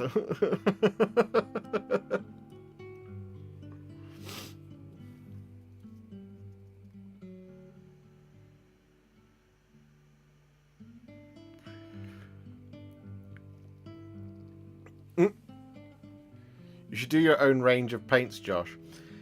I would like to do that. The Tattooed Zoologist. I would really like to do that. But I would like to do my own set of contrast paints. And that's really hard.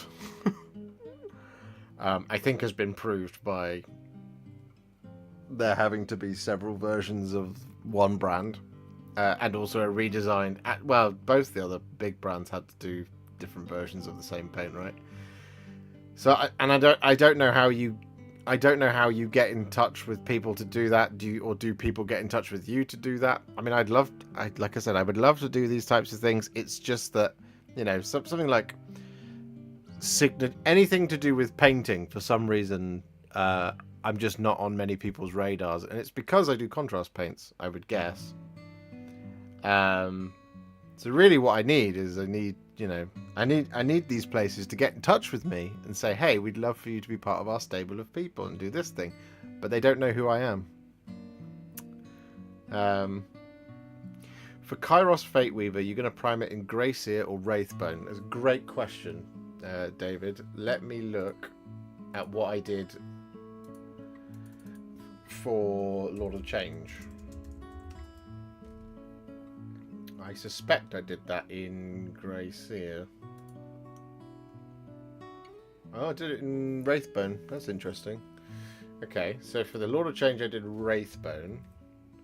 So now let me look at Kairos Fate Weaver.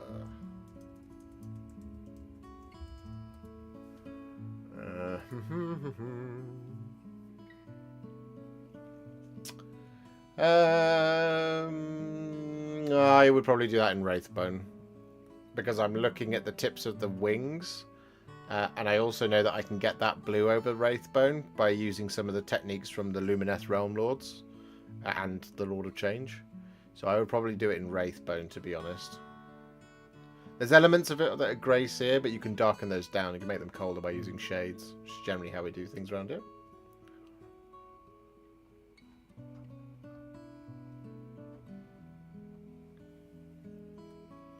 Shalaxi is such a pain in the ass to paint. Yeah, no, I agree.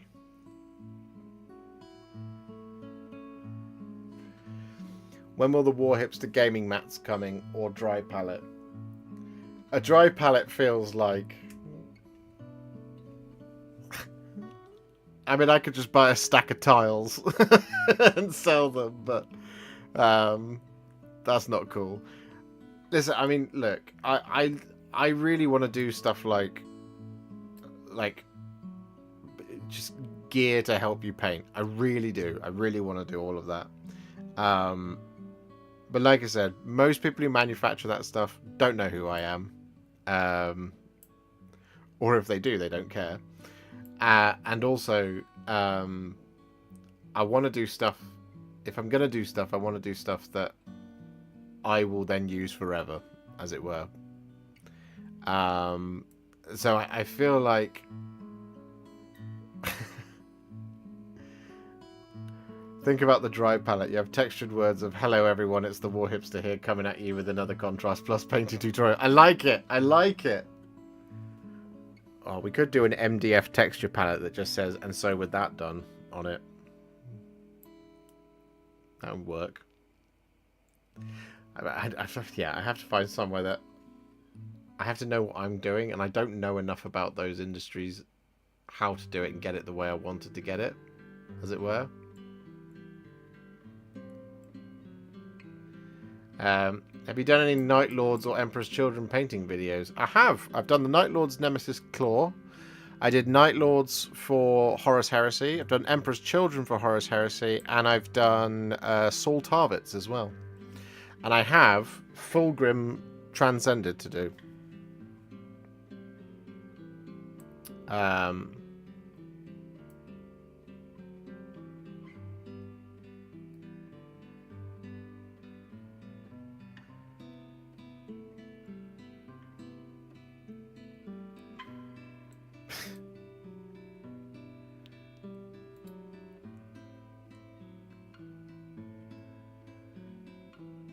Conrad Kurz. I haven't done Conrad Kurz.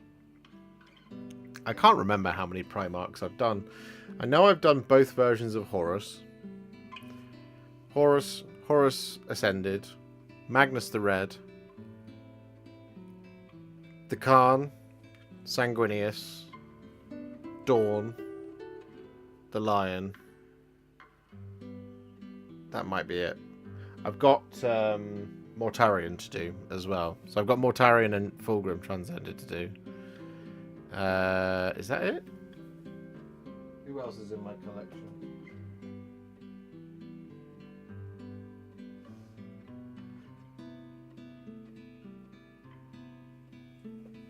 I finally finished Siege of Terror.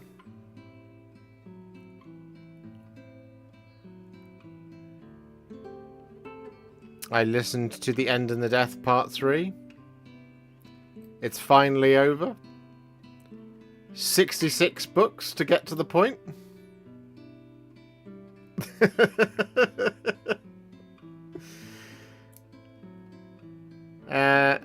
And yeah, I was glad it was over. That was good. It was a good ending. I thought it was good. It was a good book. I thought parts 2 and 3 were very good. He does like the sound of his own voice a little bit.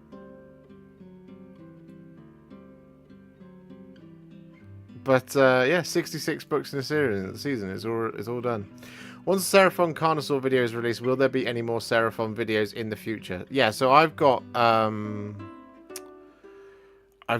a, what are they called? Spawn of Chotek, and I've got Agrodon Lancers, and I've got a Skink Star Priest to do, as well as the Raptidon Hunters or Chargers, whichever the one is I haven't done, I've got them to do as well.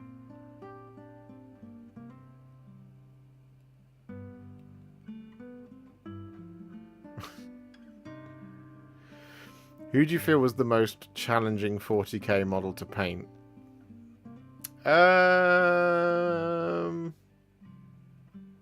Probably Magnus the Red was the most challenging. 40k models generally, though, aren't that challenging. They're not as, like, varied in their textures generally as to what's going on. Magnus the Red, I think, was probably the most challenging. How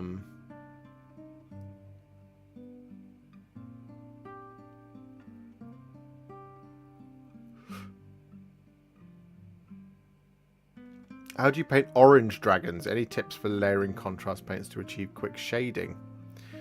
Yeah, I mean, technically, Karazai is quite orange. So if you check out my Karazai video, you could probably get to an orange state. The thing with orange is, like, there's orange and then there's orange. Sounds dumb, but Gore-Grunter fur does sit in there as a natural orange. It's like a red. It's very reddy brown, but once you thin it down, it starts to take on more of an orange appeal. The blended color from orange is bone. So going from like a skeleton horde into a bone color into the orange really works as a transition. So bear in mind with contrast paints, Gore-Grunter fur is there for a more natural orange, which is how I did Karazai basically.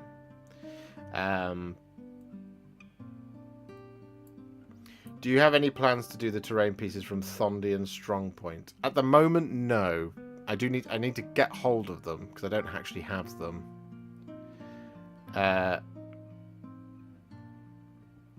Based on Liam's stream earlier today, do you believe AOS deserves to be bigger than 40k?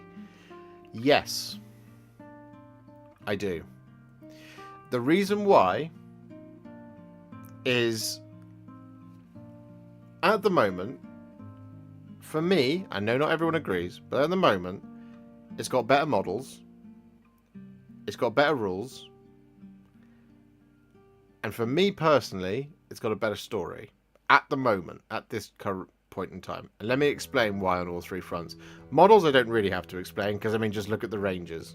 And a lot of people buy AOS models to make their 40k armies look more interesting, right? That's what a lot of people do. Models I don't have to explain. But the rule set, I think, is better. And from what I've played of 4th, and from what I know about 4th, I think 4th is going to land much better than 10th. And as for the story, whilst it is in its infancy, what the story hasn't had to do is have 66 models to explain the point. 66 novels to explain the point.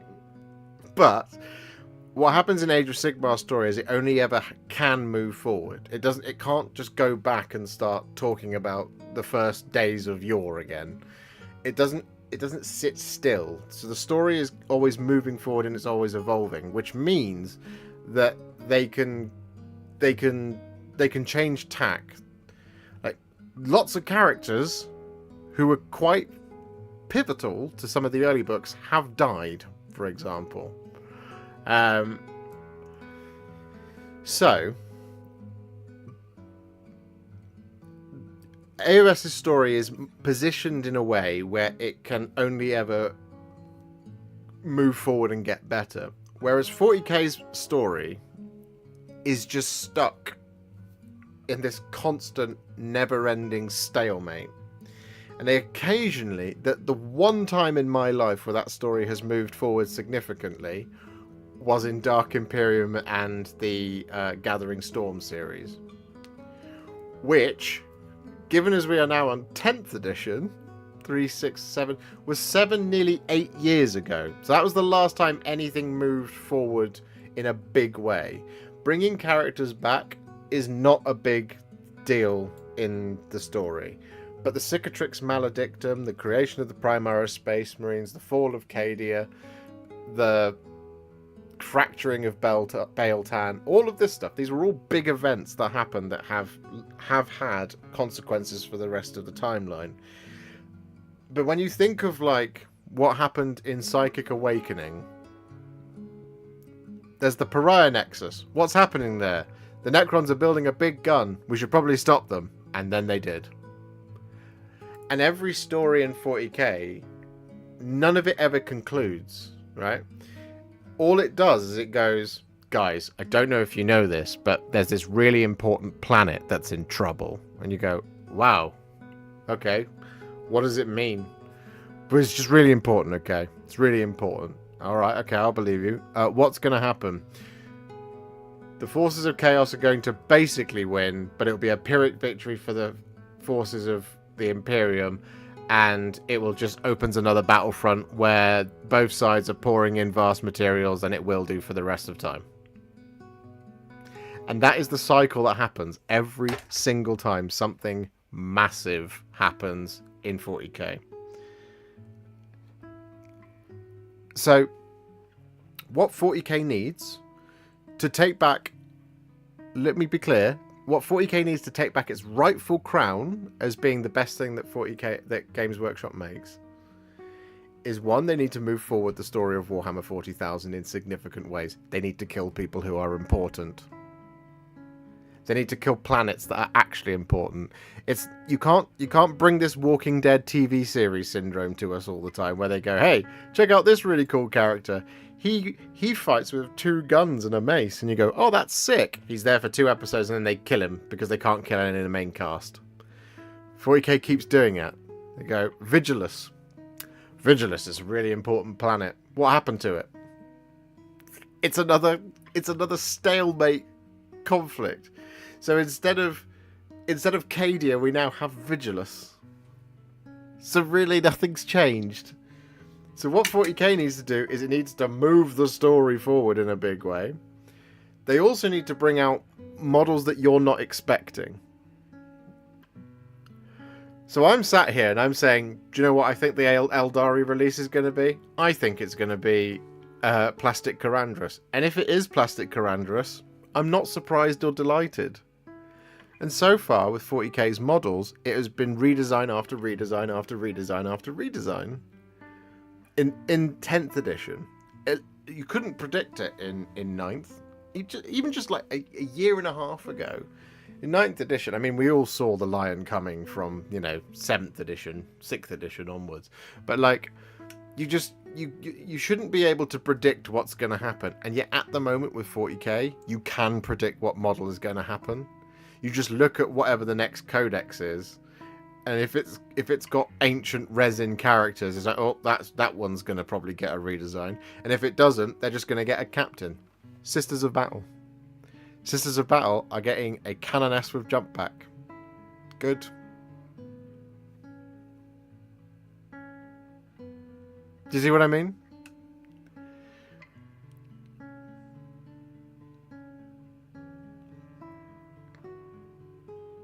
So that's my thing. That's my thing with 40k. I want 40k to be great, because when it's great, it's really good. When it's Gathering Storm 8th edition levels of 40k, it's the best thing ever. It's so freaking cool. But at the moment, nah. So, based on merit alone, AOS deserves to be bigger than 40k because it's been doing all the right things.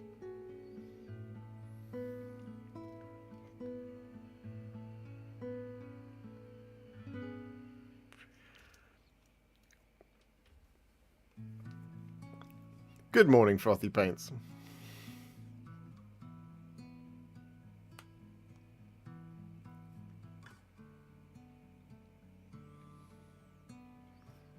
Wait, there are new models in 10th after Leviathan? Apparently, you may like more. A lot of them have been redesigned models, though. And look, I must also just state, like, AOS does have its issues, right?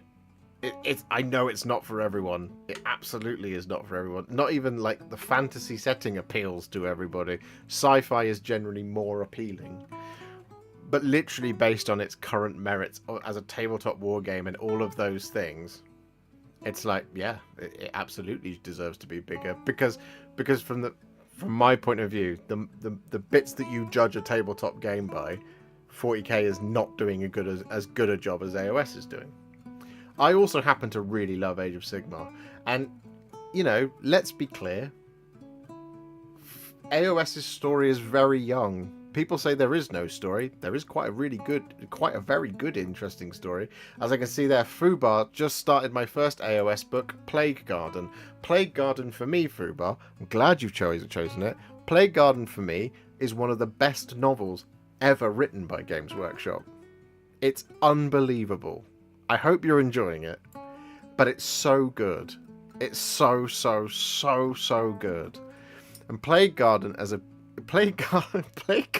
book, right, tells you more.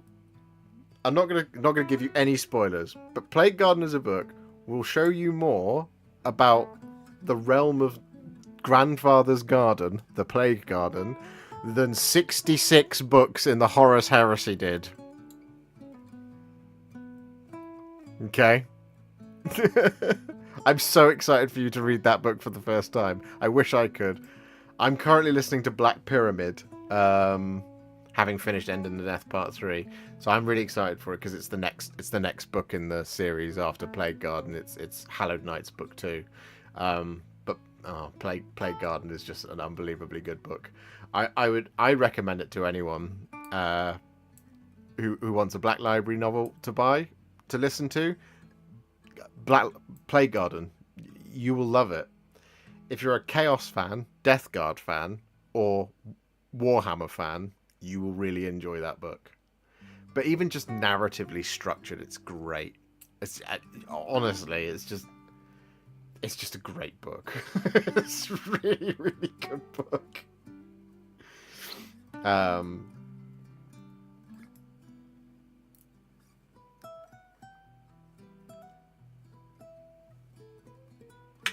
Weirdly enough, love AOS and the novels, but read/listen to hardly any of the novels, but loads of 40k. Yeah, that's true of most people. It gives rise to that belief that there are no dwarf women, and that they simply spring out of holes in the ground.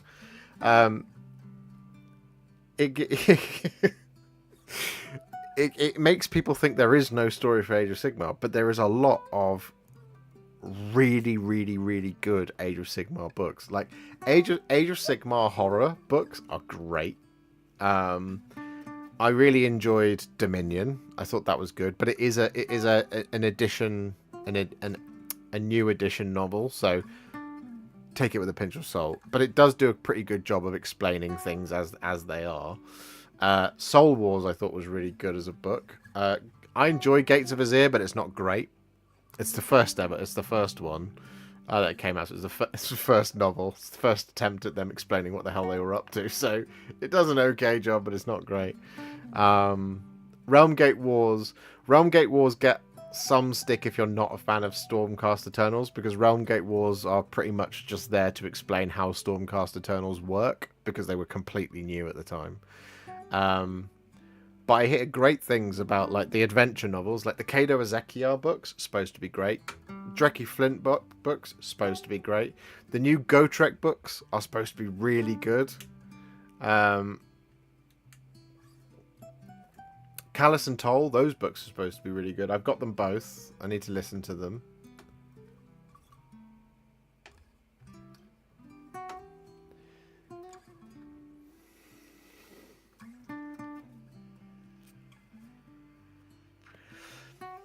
I think there is quite a bit of lore for AOS now. I don't really think the whole thing of AOS doesn't have much lore is valid anymore. Also, they have linked the Warhammer Fantasy Universe. Yeah, I mean, exactly, Captain Marys. People say that Age of Sigmar has no lore, and it's not true. It didn't have any lore when it was a brand new game, but it's been around now for nearly 10 years, so there must be some story. They're not just stuck at day one like 40k is stuck at 2 minutes to midnight. You see what I mean? It's not the same way. Dawnbringers has been an interesting series. I don't think it's been its best series that's come out. I won't spoil Dawnbringers 6 for all of you out there. You can probably guess what happens at the end of Dawnbringers 6. I think it's 6, isn't it? But there is some really cool stuff that happens in Dawnbringer 6 if you don't already know. And throughout Dawnbringers, there's been, a number of really cool characters appeared that have been cool. It's really nice to see them. But it hasn't been as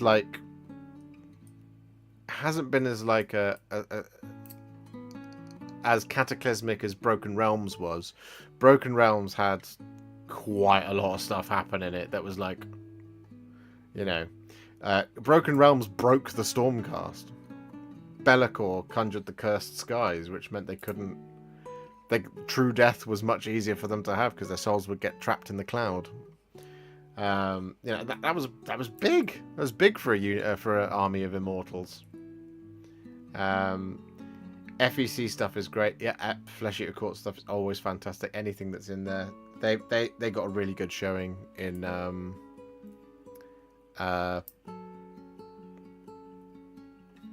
They got a really good showing in what's it called? Dawnbringers.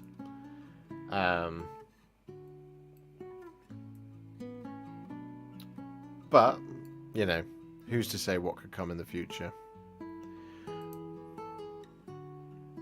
Do you know what would be best to read for Seraphon? Do you know? I don't. The chat might know. Someone in the chat who's better at this than me will know. I haven't read any Seraphon books. Do you think the new novels for 4th would explain it better than Dawnbringers, like explaining the Rataclysm and the Scaventide? Thought the box should have been called Vermintide. Well, technically it's called the Vermin Doom, is the thing that happens in it. It's called the Vermin Doom that happens. Do you think the new novels for 4th would explain it better than Dawnbringers? Potentially it will, yes.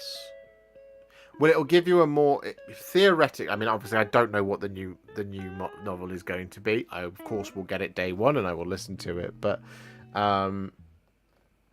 theoretically, it should explain it a little bit better. But also, just like cut out, it'll be quite targeted. Generally, those ones are. So, like Soul Wars is very targeted. It's not. It doesn't like pull in all the stuff that happened from Malign Portents just before. It is very much, we are talking about the event that has caused this thing to happen, and then also them living in it. So it starts with Soul Wars starts with the Necroquake, and then it is about the Nighthaunt and the Stormcast. Again, it's telling you how Nighthaunt work basically, but same as Dominion basically tells you how Cruel Boys work. But yeah, I suspect that the new book will do a good job of explaining the Vermin Doom, whilst just kind of keeping it on track and not kind of going off and naming a bunch of people who have no idea what they're about. Who is your favourite Lord of the Rings character and why is it Samwise?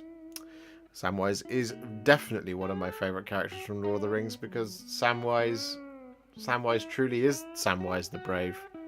He's the heart of it, really. Without him, the quest fails entirely.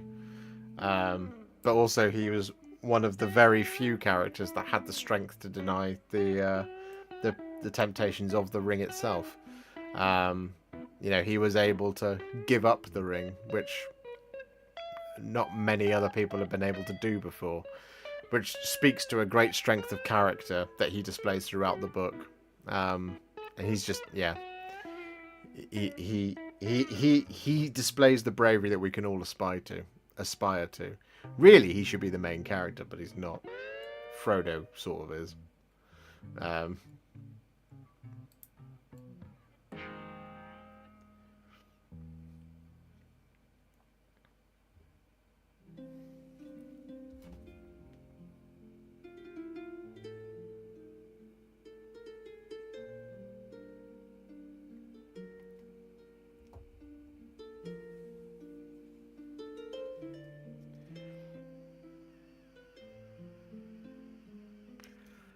Oh yes, of course. The Seraphon do turn up in the Broken Realms.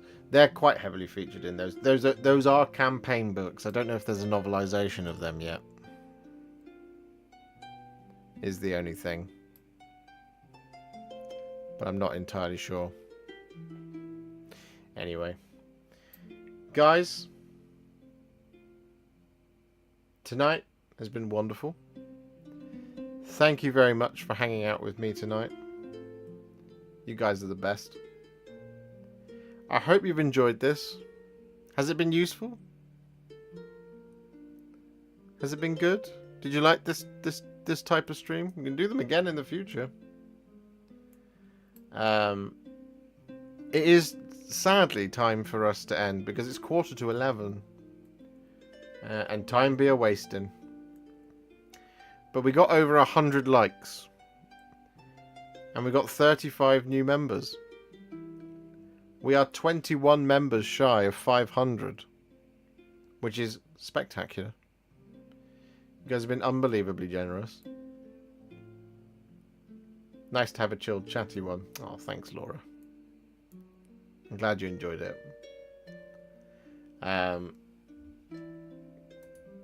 There will be a video tomorrow, which will be another chilled one. It will be the Kroot Hounds.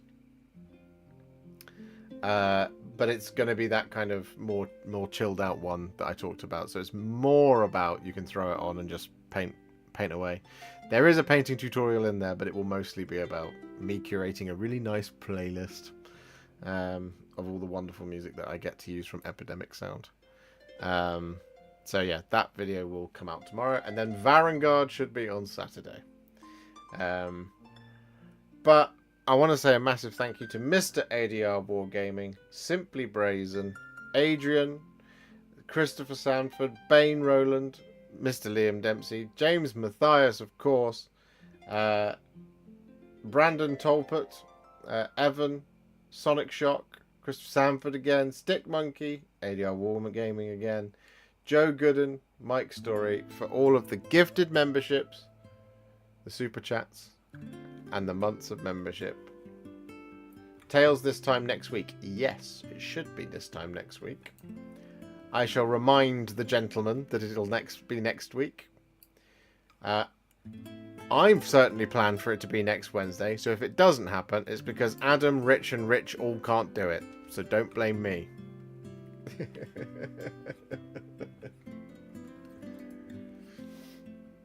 But, yeah. Massive thank you to all of you for hanging out with me tonight. It's been great. I really enjoyed it. I love streaming. I love talking to you guys. It's my favourite time of the week. 100% will blame you. That's fair. That's fair. It usually is my fault. I am entirely to blame for everything that happens on the channel. Ultimately, the responsibility rests with me.